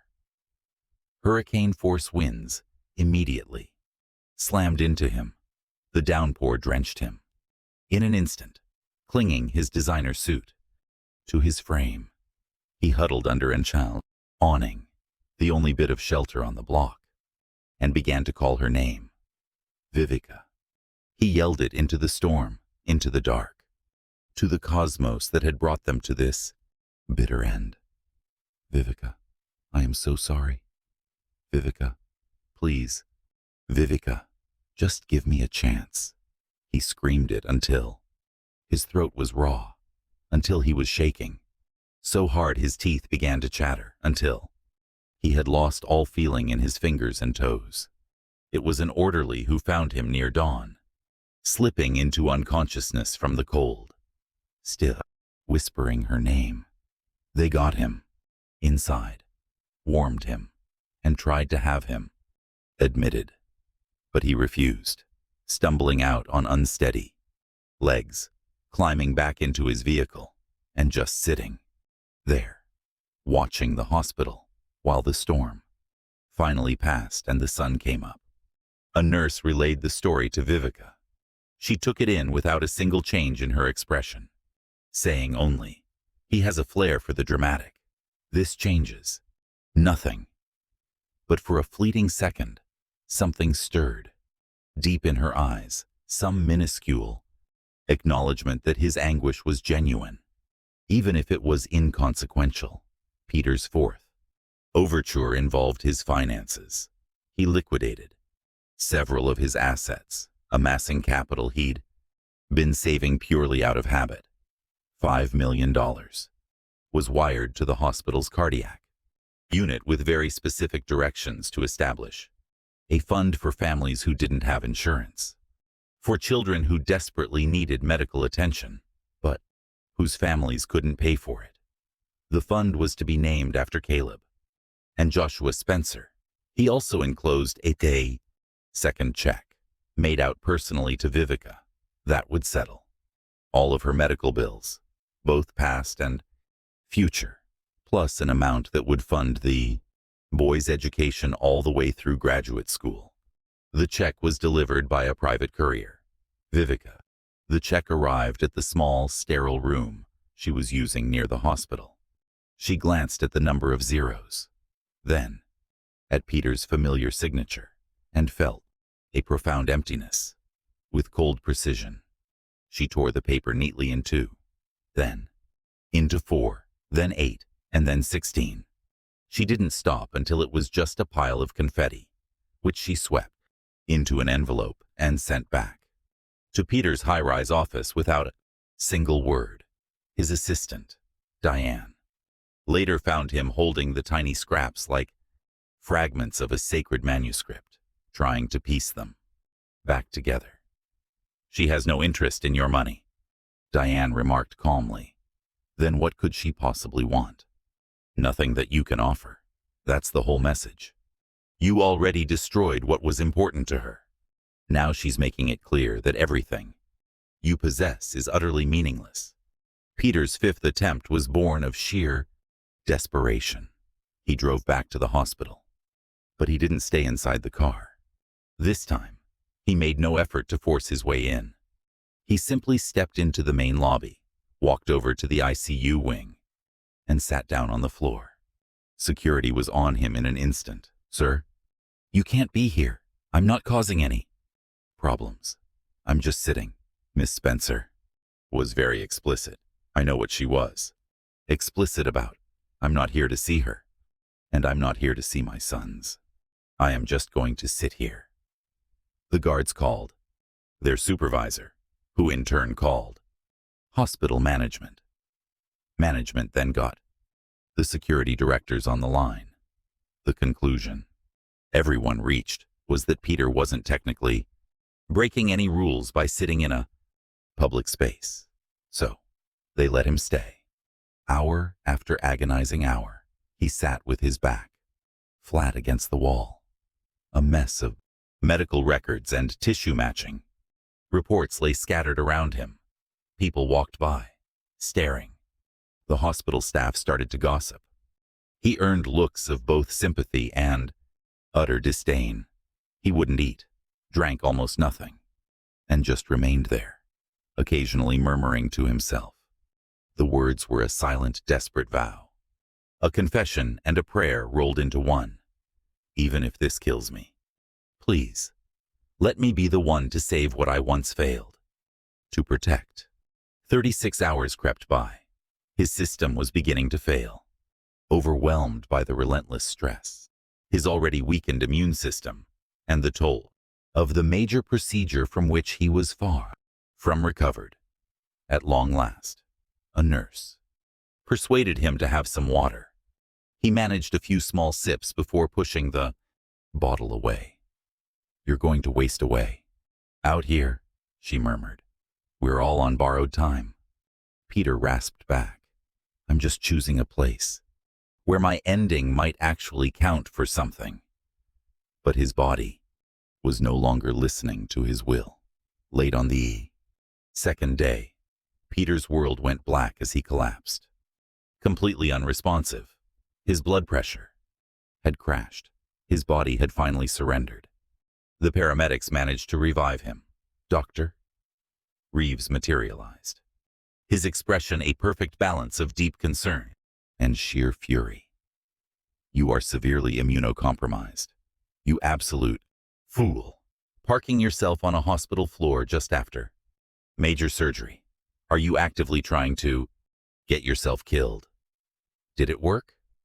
Peter whispered, his voice thin and frail. "Will the transplant take 4 them? Yes, their bodies are accepting it. Both of your boys are going to pull through.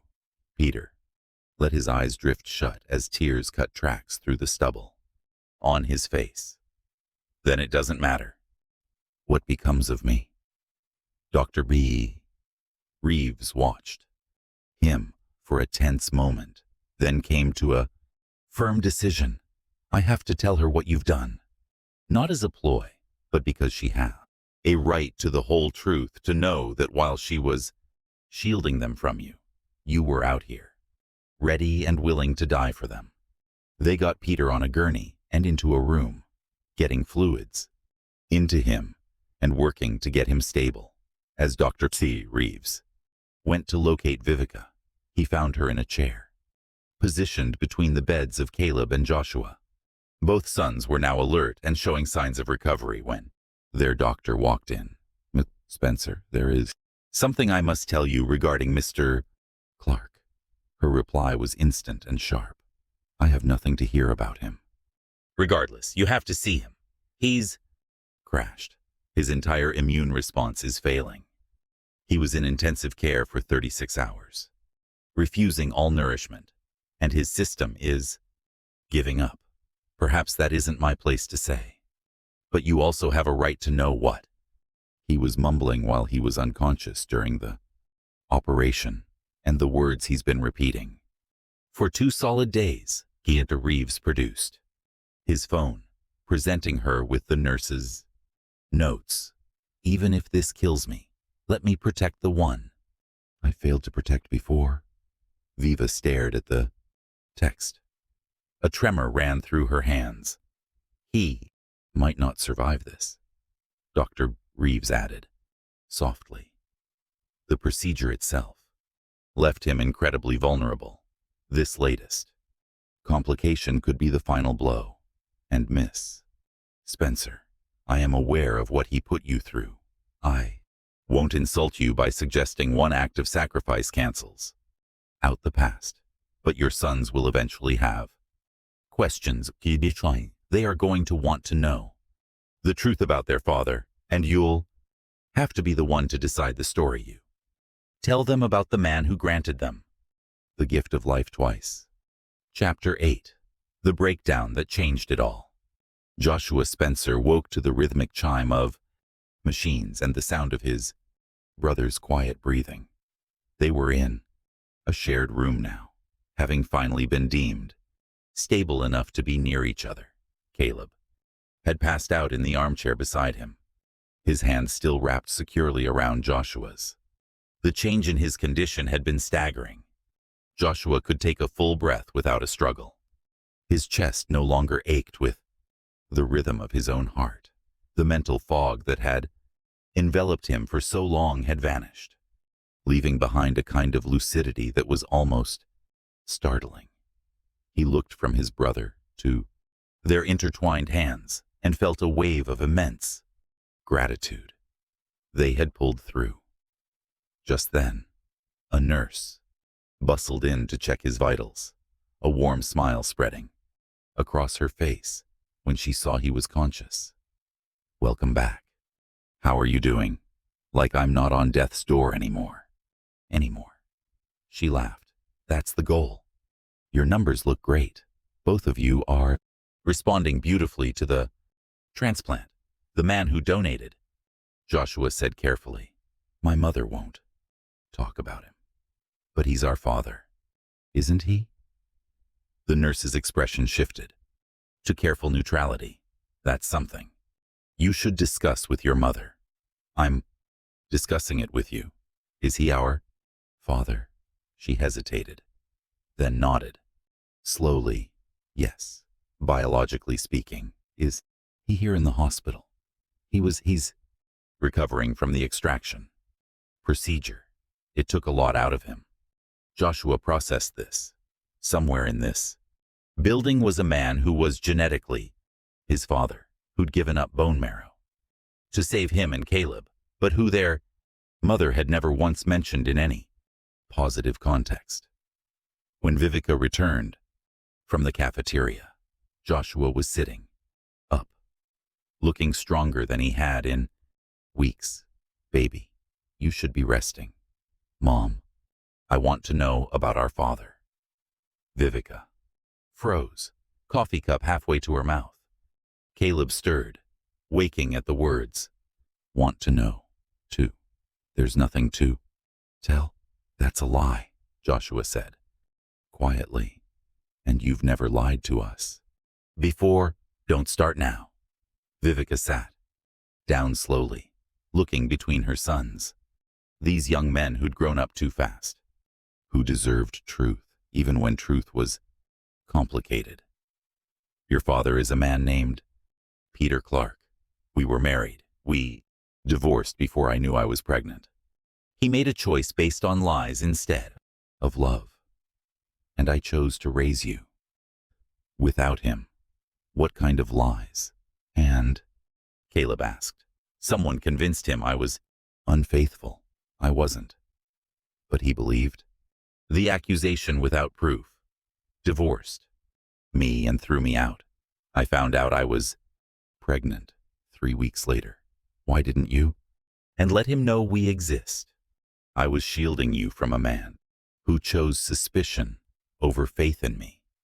I did it because I couldn't stand the idea of you growing up and questioning if your own father truly believed you were his.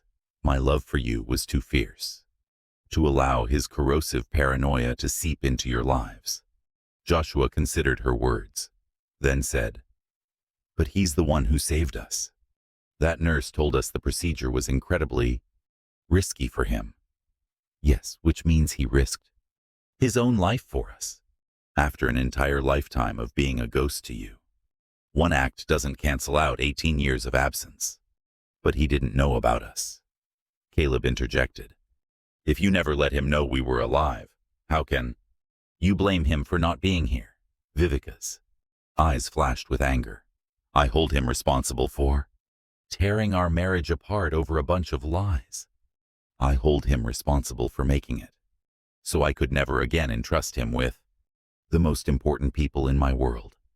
We want to see him, Joshua said firmly. No, Mom. He is our father. He kept us alive. We at least have the right to meet him. You don't understand what you are asking. Then make us understand. Caleb urged. Tell us the whole story. The entire thing, not the children's version. You've always told us, but the truth about what really happened between you two. So, Vivica told them the unvarnished truth, the anonymous photographs, the accusations, the divorce, her struggle in shelters and working in factories, the many years of crushing poverty, while their father had immense wealth and a hollow mansion, and the revelation that he had supposedly made attempts to find her, but had come up empty. When she was done, a heavy silence settled over the boys. For a long while. Finally, Joshua broke it. He made a catastrophic mistake, but you did too. Vivica's head snapped up. Excuse me. You hid us from him. Maybe you thought you had good reasons, but you still hid us from him. That was a decision you made that changed all 3 of our lives without ever once asking us what we wanted. You were just children. We're not kids anymore, Caleb stated softly. And we are asking. We want to know. Our father. A familiar dread washed over Vivica. She had constructed their entire world precisely to prevent this conversation.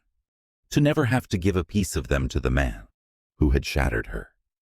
But as she looked at their expressions, at these exceptional young men she'd raised to have their own minds, to be just, to be compassionate, she knew she couldn't refuse them without violating the very values she'd instilled. He's recuperating, she finally said. Just down the corridor.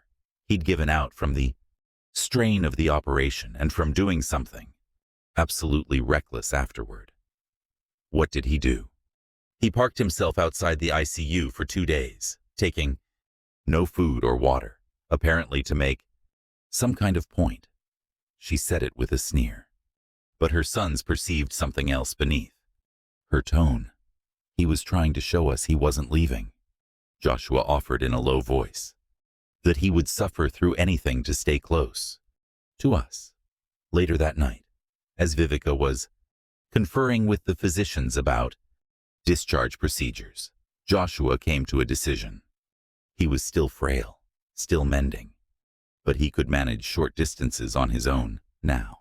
He found a nurse with a compassionate face and inquired, "Can you direct me to the room where Peter Clark is staying?"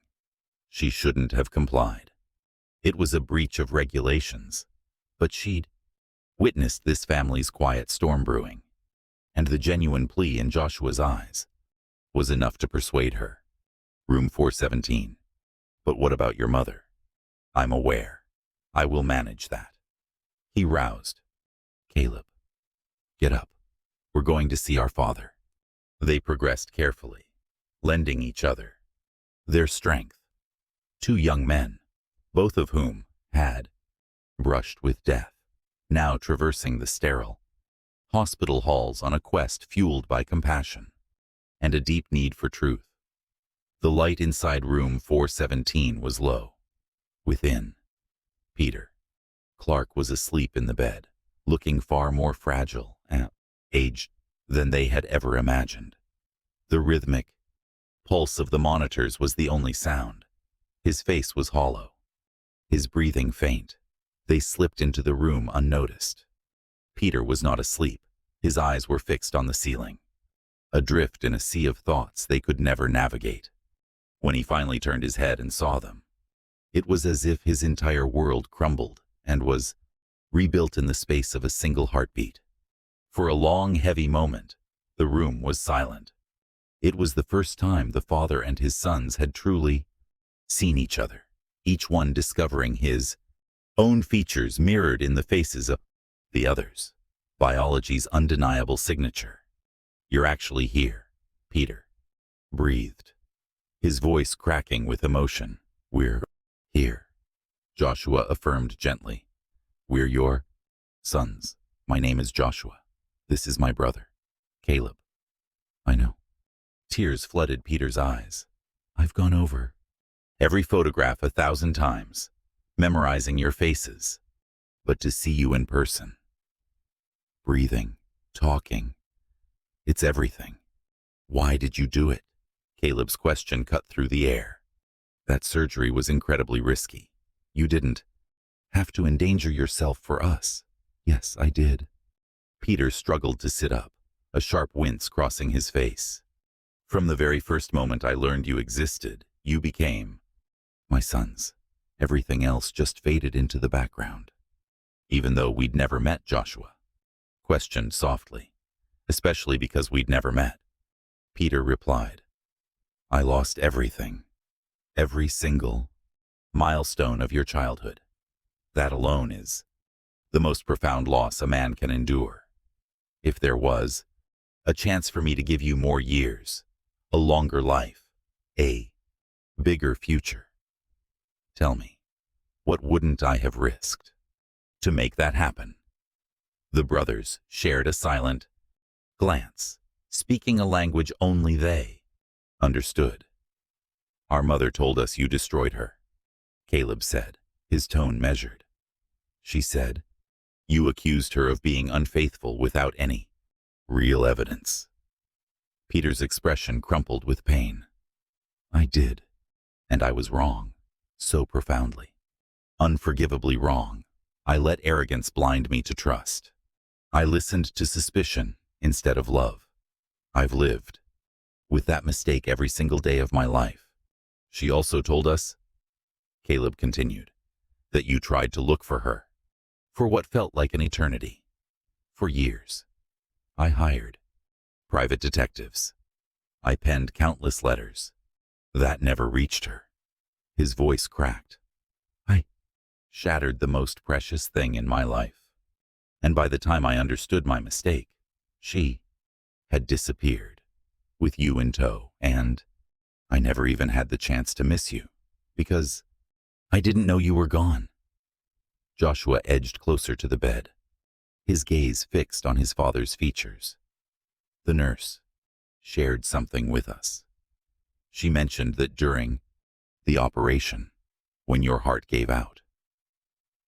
Even though you were unconscious, you were still talking, whispering that you would trade your life for ours. Peter's eyes fluttered shut. I have no memory of that, but I don't need to.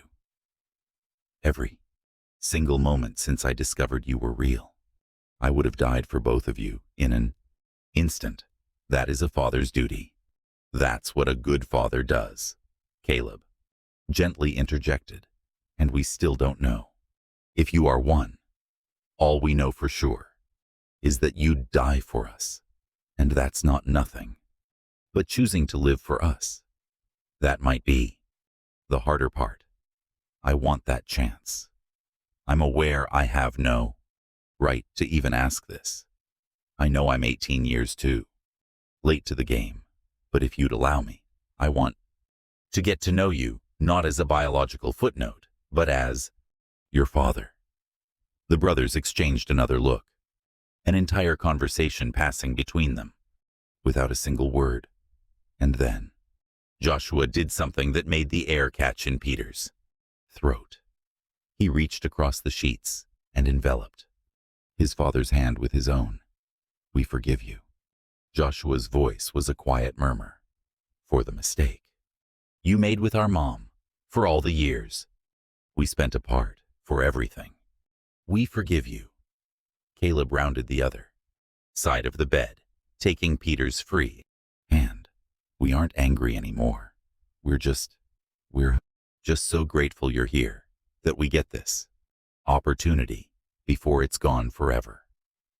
Peter was speechless, able only to clutch their hands like a drowning man holding onto a raft. Tears carved paths down his face, his body trembling with the force of his sobs, a blend of pure relief and crushing grief, an immense sense of gratitude. Then, the door swung open. Viva was standing on the threshold. She'd been searching for her sons, but now she was paralyzed by the image before her, her boys, each clutching one of their father's hands. The three of them were creating the very connection she had orchestrated her entire life to prevent. Anger should have been her first response. She should have torn them away, reinforced the boundaries she'd set, and shielded herself and them from the man who had shattered her world. But the scene she witnessed in that hospital room wasn't dangerous. It was three people starting to mend the fractures they had all been carrying in their own ways. Joshua glanced up and saw his mother. Mom, please, come over here. She just shook her head, tears carving paths down her cheeks. Please, Caleb urged. We can't fix this unless you're a part of it. Peter's gaze locked with Viva's from across the space between them. She saw it all in his eyes. The regret, the hope, the fear, and a love that had never truly faded, even though it was buried under the weight of so many painful years. In that moment, she knew Dr. Reeves had been right. Her boys were going to have questions. They would be curious about their father. The narrative she chose to tell them would mold their entire perception of love, forgiveness, and the possibility of a second chance. She could forever paint Peter as the villain, or she could take the single most difficult, courageous step of her life. With trembling hands, Viva moved slowly into the room, walking toward the bed where her sons were holding on to their father. She didn't reach for Peter's hand. She wasn't ready for that yet. But her presence alone completed the circle, if not physically, then spiritually. Then she uttered the words that would reshape their entire future. He rescued you. No matter what else has happened, he rescued you. For that, I will always be thankful. It wasn't absolution. It wasn't a reunion. But it was the dawn of a new potential. And sometimes, that is enough. What healing demands Chapter 9. The steep price of a second chance. For everyone involved, the road back to health was a long one. Peter's immune defenses had been completely obliterated by the extraction, which led to his subsequent critical collapse. He was confined to a hospital bed for 2 more weeks, fending off illnesses that would have been trivial before, but now posed a mortal threat to his vulnerable body. Meanwhile, Caleb and Joshua recovered with incredible speed. Their youthful bodies welcomed the stem cells like a miraculous gift, their hearts regenerating with every passing moment. In just a few days, they were already strolling through the hospital halls. Within the week, they were back to bickering over basketball scores and debating which books were actually masterpieces. And Vivica could finally see them again, her sons, brought back from the very edge of the abyss, their personalities shining through, unchanged. Peter could hear them from behind his closed door. At times, their boisterous laughter, their lively voices, and it stirred a longing in him so sharp. It was a physical pain, but he never pushed, never insisted on seeing them or intruded on their space. He had finally learned that some things can't be demanded, only freely given. But then, the boys started coming to him. Their daily visits began tentatively, but they grew longer with each passing day. They would make themselves comfortable in his room, asking him questions and sharing their own stories, slowly building a bridge between them. "So, what do you do for work?" Caleb asked during one of their visits. "I'm a property developer. I build office towers." "Commercial complexes." Peter trailed off, suddenly hearing how empty it all sounded. "It's worthless. To be honest, I've spent my whole life erecting monuments of steel and glass while ignoring the foundation of everything that truly matters." "That's a bit dramatic," Joshua pointed out, though there was no malice in his tone. "But it's accurate. You two and your mother, you managed to create something real. From absolutely nothing, I was given everything, and I built nothing that had any meaning." Caleb gestured to the sprawling home, saying, "He built this place." "Your mother has told us," I replied. "A house full of empty rooms is nothing more than an extravagant tomb. Do you want the honest truth? I haven't set foot in most of those rooms for years. I occupy perhaps 5 rooms in this 32-room estate. The rest is just empty, wasted potential." Joshua then asked, "So why do you keep it?" "Because selling it would be an admission that I built the wrong kind of life," he confessed. "And I'm too much of a coward to face that reality." The boys respected his candidness, even though the truth was harsh. They were old enough to grasp life's complexities, to see that people were never just heroes or villains, but rather a collection of their choices and the resulting consequences. Vivica learned of these visits through the nursing staff.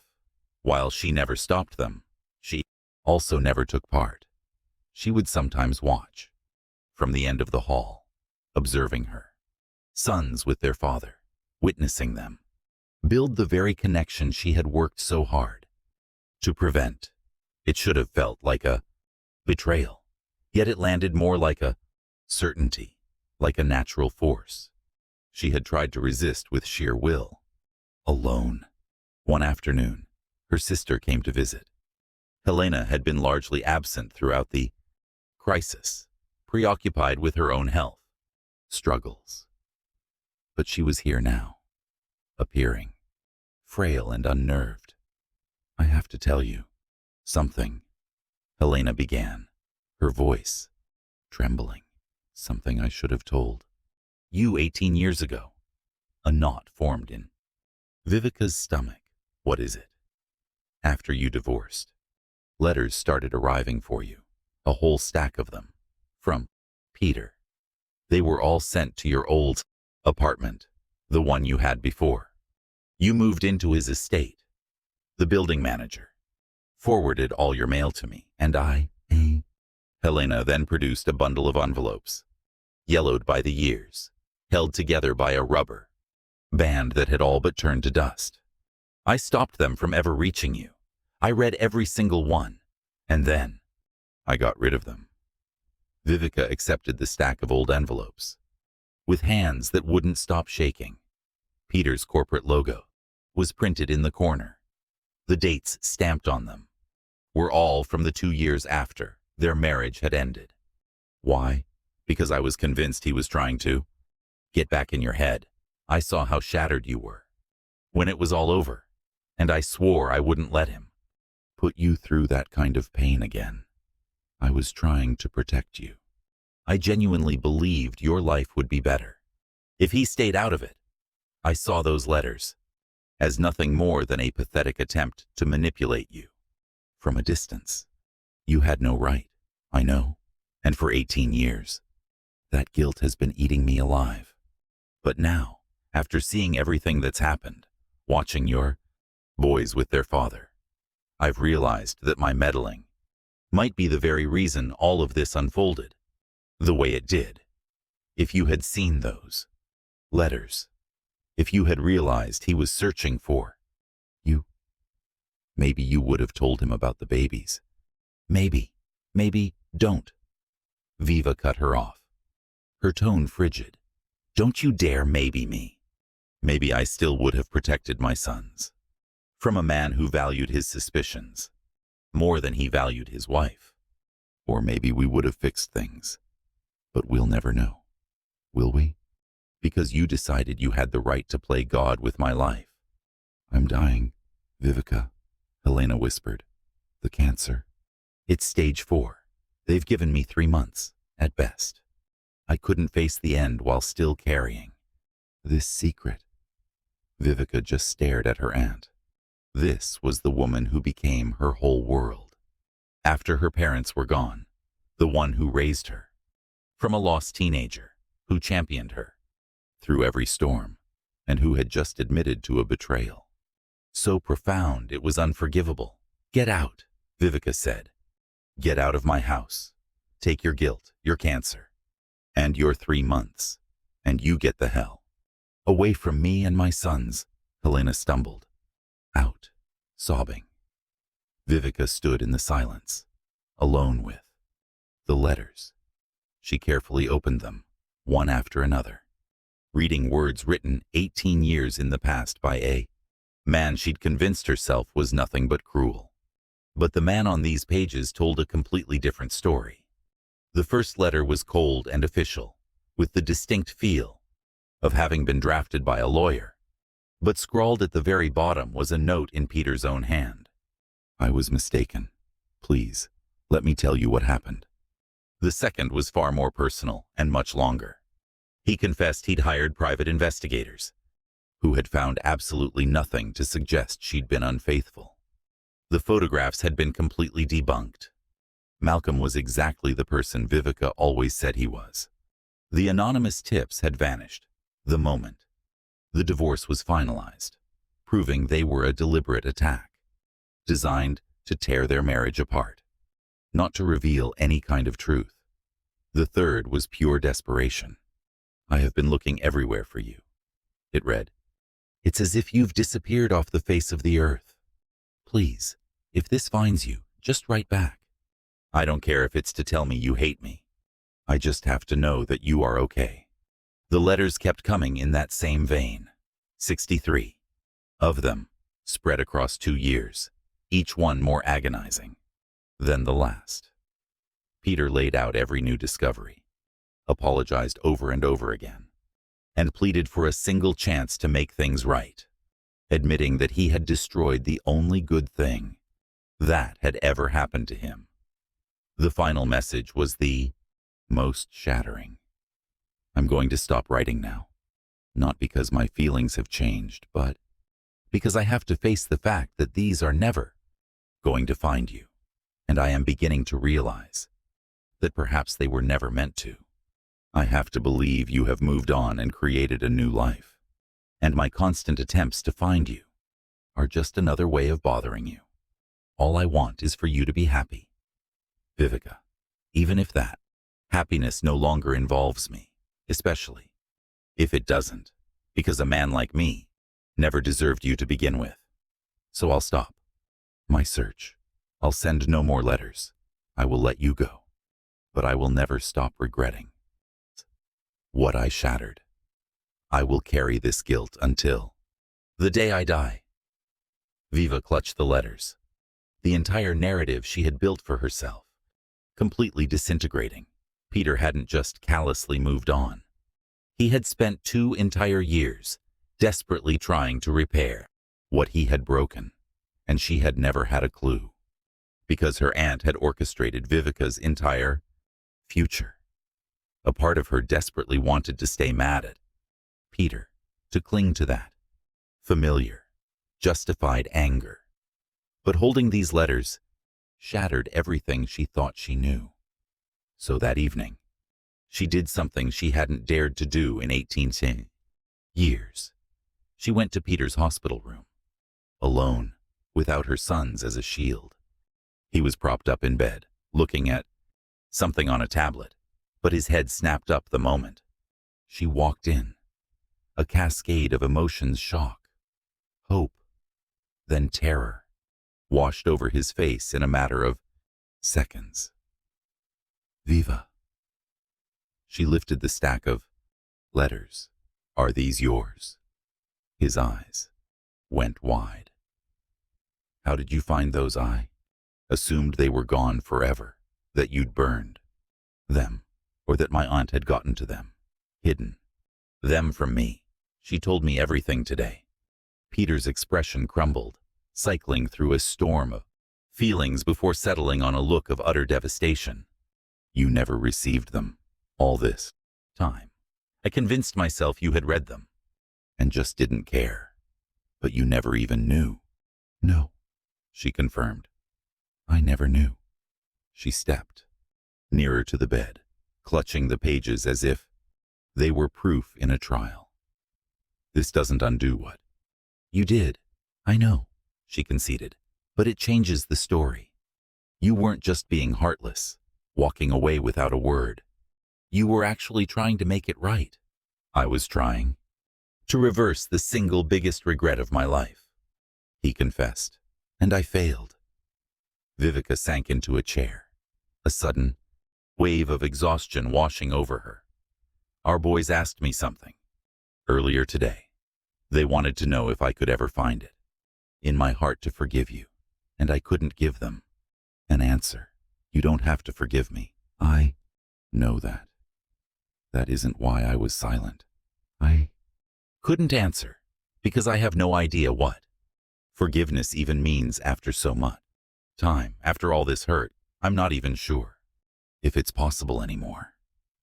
An immense silence settled between them, heavy with 18 years of unspoken words and stolen conversations. The boys want to get to know you. Vivica finally broke the quiet. They've been very clear about that, and I refuse to be the one stopping them. But I swear, Peter, if you cause them any pain, if you ever let them down, if you break your word to them, I will not. I would choose death over causing them any more pain. You came dangerously close to that. The doctors told me everything about what you went through. They said your immune system might be permanently compromised. You literally gave up your health for our sons. It wasn't a sacrifice. It was the absolute bare minimum I owed them.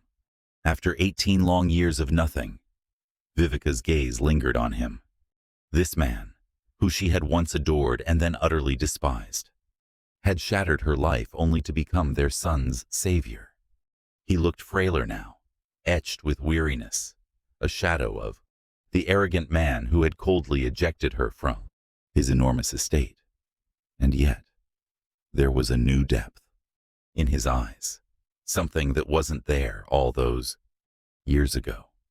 It was humility, a profound empathy, the kind of insight that is only ever born from losing absolutely everything. They've forgiven you, she murmured. Caleb and Joshua, they forgave you in an instant. And I find myself envying that ability, because it's not something I possess yet. I don't expect. Let me finish. She took a steadying breath. But I'm prepared to try. This isn't for your sake. It isn't even for mine. It's for them. They are entitled to a father, and you've finally shown that you're prepared to become one. So, I'm not saying that you have my forgiveness. I'm saying that I'm willing to entertain the idea of one day forgiving you. And that is the most I can give you at this moment. Tears welled in Peter's eyes. That's far more than I have any right to expect. Yes, it is. She rose to her feet, but stopped at the doorway. That estate you mentioned, with all its hollow spaces, that isn't a home. It's merely a building. If you truly want to be their father, you have to grasp the distinction. After she was gone, Peter remained seated, the gravity of her words settling in his chest. He had wasted 18 years erecting monuments to his own loneliness. Now, he had the opportunity to build something with genuine meaning. But first, he had to pull through. His medical team was growing more and more uneasy about his prognosis. The infections raged on, defying even the most potent antibiotics. His system, already weakened from the surgery, was losing the fight to recover. Then one night, his condition took a drastic turn. His fever shot up, his blood pressure plummeted. The shriek of alarms sent nurses scrambling. Dr. Reeves fought to get him stable, but the outlook was bleak. Mr. Clark's immune response is, for all intents and purposes, gone. Any new infection now would be fatal. We are exhausting every option, but you need to prepare for the reality that he may not make it through this. The doctor's words found their way to Vivica and the boys in their private waiting room. The blood drained from Caleb's face. Joshua's eyes instantly flooded with tears. We only just got him back. Joshua choked out. We can't lose him now. Vivica felt something shatter deep inside her soul. For all that had happened, for all her completely justified fury, the thought of Peter dying was unbearable. More importantly, her sons desperately needed him to pull through. She made a choice that felt completely foreign to her. She walked purposefully to Peter's room in the ICU, navigating the maze of machines and monitors, and took a seat right next to his bed. He was completely unresponsive, consumed by a fever, waging a war his exhausted body was destined to lose. She reached out and took his hand, the first time she had willingly made contact in 18 years, and she began to speak, her voice low and steady. You don't get to leave, Peter Clark. You owe us 18 years, and you are not getting out of that debt by giving up like this. Our sons need their father, and apparently, against my own better judgment, I refuse to be the woman who let their father die before they ever really had a chance to know him. There was no way to tell if he had heard a single word. Even so, she stayed, her fingers laced with his, keeping a silent vigil, the kind that wives keep, the kind she had once sworn to keep forever, before their world had shattered into a million pieces. Somewhere in the haze of his delirium, Peter heard her voice, felt her touch, and it became the one anchor his ravaged body could hold on to. Chapter 10. Welcome home. Joshua was up before the sun, only to find Caleb, already wide awake, staring up at the ceiling, with a look he knew meant his brother's mind was wrestling with something significant. You're thinking about him, Joshua stated more than asked. Constantly. It's surreal. Having a father all of a me. Sudden. It's like we were handed a puzzle piece we never even knew was missing from our lives, and were told, "Here, this was always meant for you." Though discharged, they were staying in a furnished suite near the medical center, standing by during Peter's recovery. The medical staff had informed them that his most recent crisis had passed, but his body's defenses were still almost entirely depleted. Mom has changed, Caleb thought. The hardness in her expression softens whenever he's mentioned. It's hard to nurse 18 years of fury when the target of that anger almost sacrifices himself to save your sons. The night before, a nurse had approached them with a piece of information that changed everything. She'd done it discreetly, knowing she was likely breaching hospital policy, but feeling that some things simply had to be said. Your father, when you were in surgery and your heart failed, she had told Joshua quietly. He was under anesthesia, but he was speaking. Everyone in the operating room heard him. He kept repeating that he would trade his own life for yours. Take everything from me, he said, over and over. Just let them live. Those words had settled deep inside the brothers, completely transforming their image of this stranger who shared their blood. Now, as the sun began to rise, they arrived at a mutual understanding, the way twins so often do, without a single word needing to be exchanged. We don't need to debate it anymore. We just know we need to see him, Joshua insisted, in that very moment. They got dressed and headed straight for the hospital, making it just as the ICU's visiting hours commenced. The room where Peter lay was dark and hushed, its silence punctuated only by the rhythmic pulse of the monitors. He was conscious, his gaze lost in the distance, appearing more breakable than they had ever seen. Him. Dad. Joshua tried the word out, feeling its significance for the first time. Peter's head snapped in their direction. His eyes went wide with shock. You called me Dad. That's right, Caleb affirmed, moving to stand on the other side of the hospital bed. Because that's who you are to us. We've decided it's time we all start embracing that.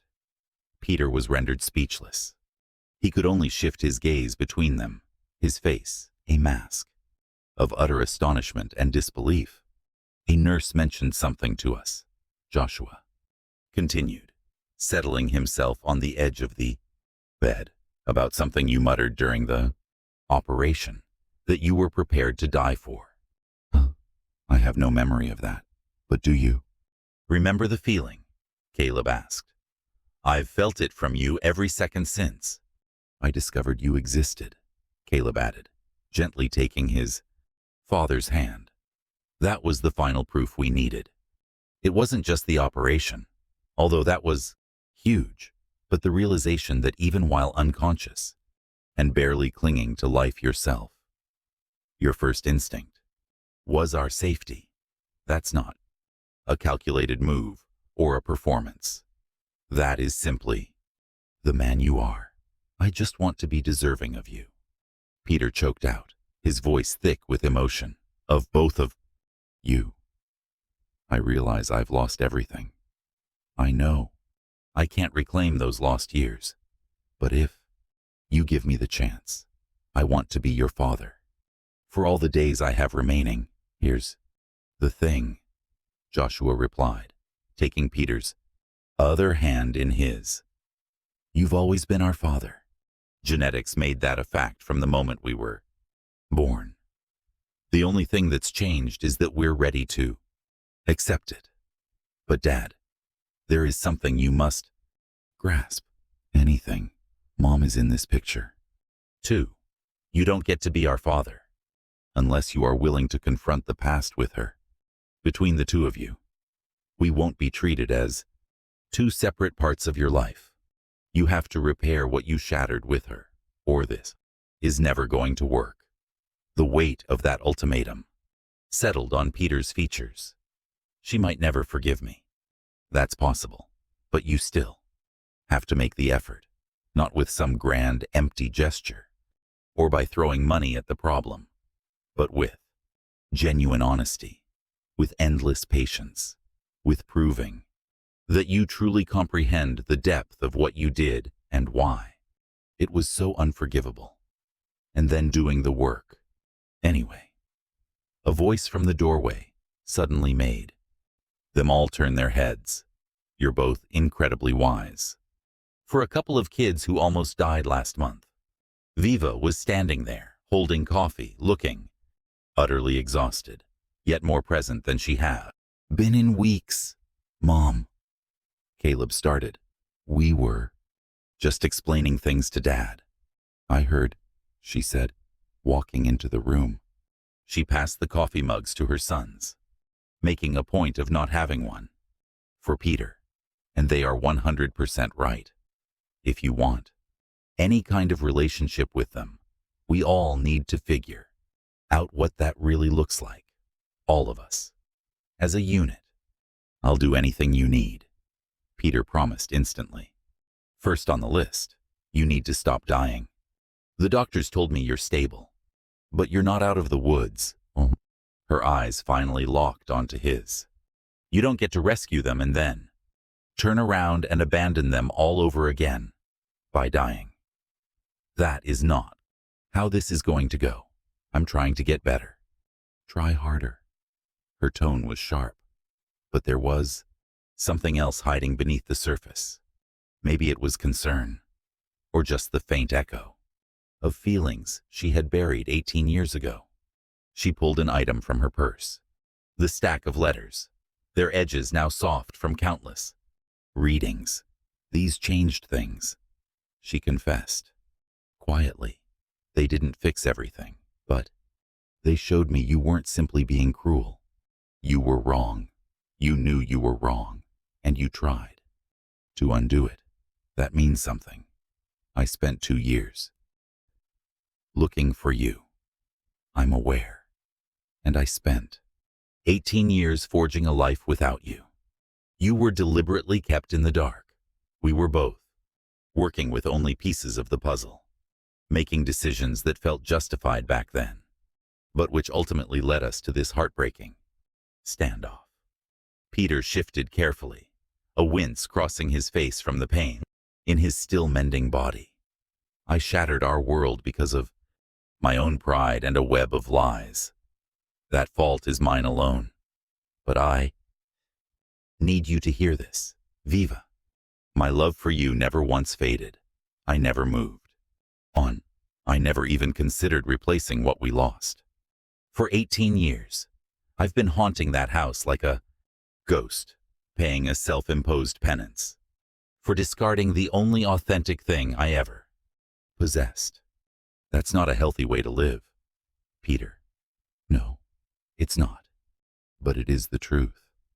And now, after meeting our boys, after seeing the life you built from the ground up, while I built a hollow empire from everything, I finally grasped the full extent of my failure, not just as a husband, but as a decent human being.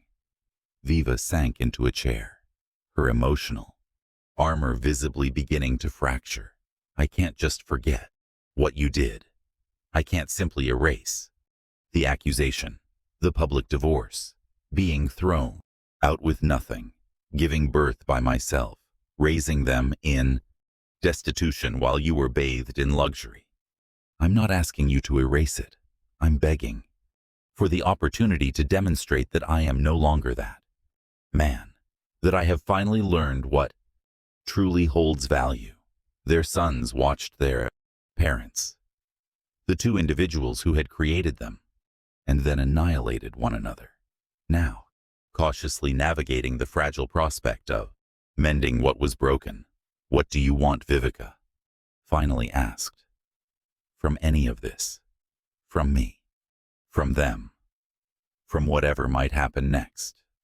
Peter's gaze found his son's, then returned to Vivica, his response coming instantly, without a trace of doubt. I want to know them. Every single detail, every hobby, every aspiration. Want to be in the audience at their graduations and their weddings and witness every small moment in between. I want to atone for 18 years of being gone by being here for the rest of their lives. Everything that's left. And Vivica, his tone softened. I'm asking for another opportunity. With you. Not right away. Not in a hurry. But someday. I want to show you that I can pick faith over suspicion, love over my own ego, and us over my baseless fears. You're asking for a huge thing. I realize that. And if your answer is no, I will have to live with it. But I needed to be completely honest about what I truly want, even though I know I haven't earned it. Vivica's gaze shifted to her sons, these young men she had brought up, entirely on her own, who now watched her with expressions that were pleading. Give him a chance. Let us try to be a family. Her mind went back to the fairy tale she had told them for years, about the king who had lost his queen, completely unaware of the precious treasures she was carrying. She had always wondered how that story would end if the king ever found out the truth. Now she knew. The king would be shattered and desperate, and ready to do anything at all to mend what he had broken. The only question was whether the queen had the courage to risk being shattered all over again. This is what's going to happen, Vivica stated, her voice firm. You are going to make a full recovery. No more reckless, dramatic displays that jeopardize your health. You are going to get well, enough to walk out of this hospital. And after that, the four of us will sit down together, and we will figure out what being a family means. For all of us. Not the family that could have been, and not the one I made in your absence. We will be a new kind of family, one that acknowledges all the past hurt and still chooses to try. And us? Peter asked tentatively. You and me.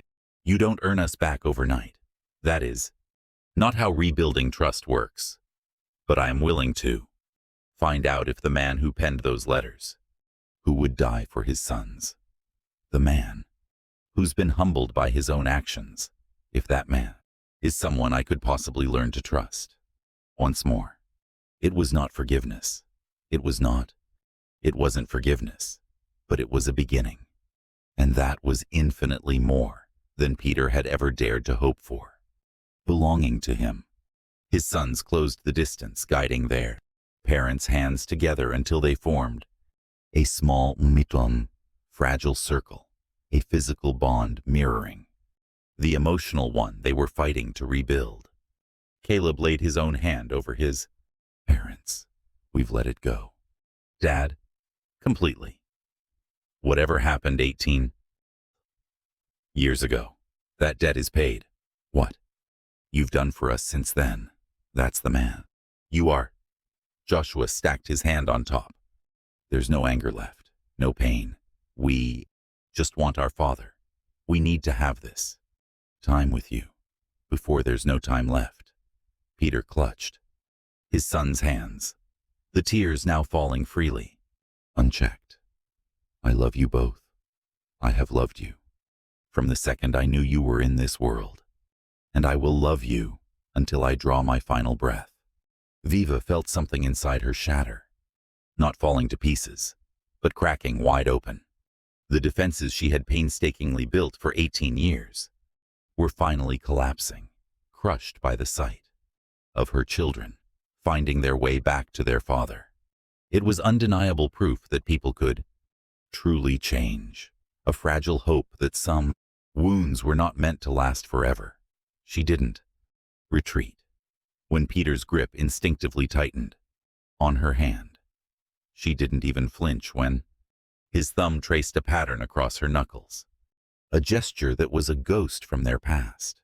Something he always used to do back when they were happy, when their world was simple, when their love had felt unbreakable. "I can't promise you I'll get there," she whispered. "I can't promise that the forgiveness or the forgetting will ever come completely. But Peter, I can promise to try. I'll do it for them. And maybe, someday, I can do it for us. The two of us." Peter looked at her, his eyes holding the weight of 18 years of sorrow and a future filled with hope. "That is all I could ever ask for. Just a chance to show you that I am not the man who tore our world apart, but the man who will spend his life putting it back together. I will spend every single day I have left trying to mend what I've shattered." Joshua, ever the storyteller, finding the narrative in their shared pain, spoke quietly. "Do you realize what's incredible about all this? The three of us nearly died, each in our own way. You from the surgery, and us from our own hearts giving out. But we all made it through. It feels like the cosmos is telling us we've earned this new beginning. The cosmos has a sick sense of humor," Viva retorted, but a smile almost touched her lips. "Or perhaps perfect timing," Caleb challenged. "We couldn't have met Dad any sooner. We were just kids. You were still too wounded, and he hadn't become the man he needed to be. It took 18 years and a brush with death to bring us to this one point where we could even begin to heal." Peter gave a slow, deliberate nod. "Your son has it right. I wasn't prepared to be your father. Until now. I hadn't earned that privilege, but I am now. Whatever the cost, no matter how much time it takes, I am ready." "Then heal," Vivica commanded, her voice adopting that maternal tone that allowed for no dissent, no more flirting with death. "It's time to truly live, because our sons need their father, and I refuse to explain to them how the man who saved their lives just decided to quit on his own. I won't quit, I promise you." As the sun fully crested the horizon, bathing the hospital room, in a warm golden light, the four of them sat there, a single unit, their hands clasped, representing not their past, but their potential future. A family once broken by arrogance and deceit, now consciously deciding to rebuild on a bedrock of honesty and humility.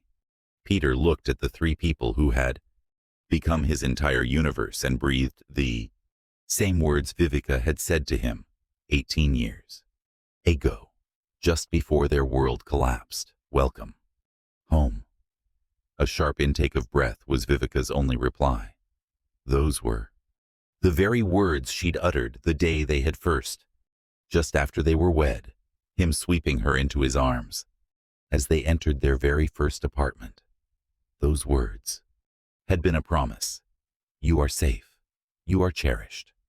You have found your place." But she had walked away from that sanctuary, and he, in turn, had demolished the very ground upon which it stood. And yet, against all odds, they were both making the choice to believe that a home could be raised from the ruins. "Welcome home," she breathed in return, and this time, her words meant, "We are forging a new path. We are daring to try again. We are choosing hope over the history of our pain." Caleb and Joshua gazed at their parents, perceiving the deep scars of the past etched alongside the glimmer of a potential future, and they knew they were observing something incredibly profound, a love that was being resurrected after being reduced to absolute ashes. "Welcome home, Dad," they said in unison. And Peter Clark, after residing for 18 years in a grand estate that had always felt like a tomb, finally grasped the true essence of what a home was. It wasn't the facade or the floor plan or the acreage, but the presence of these three people, this astonishing second chance, this delicate new chapter that would demand more strength of character than he had ever had to muster in his life. The family they were meant to be was lost to history, but the family they might yet become was just taking its first breath. And every now and then, the sequel turns out to be better than the original. Not from a lack of flaws, but because it is being built by two people who now intimately understand just how priceless and easily shattered love can be, and who are brave enough to choose it anyway.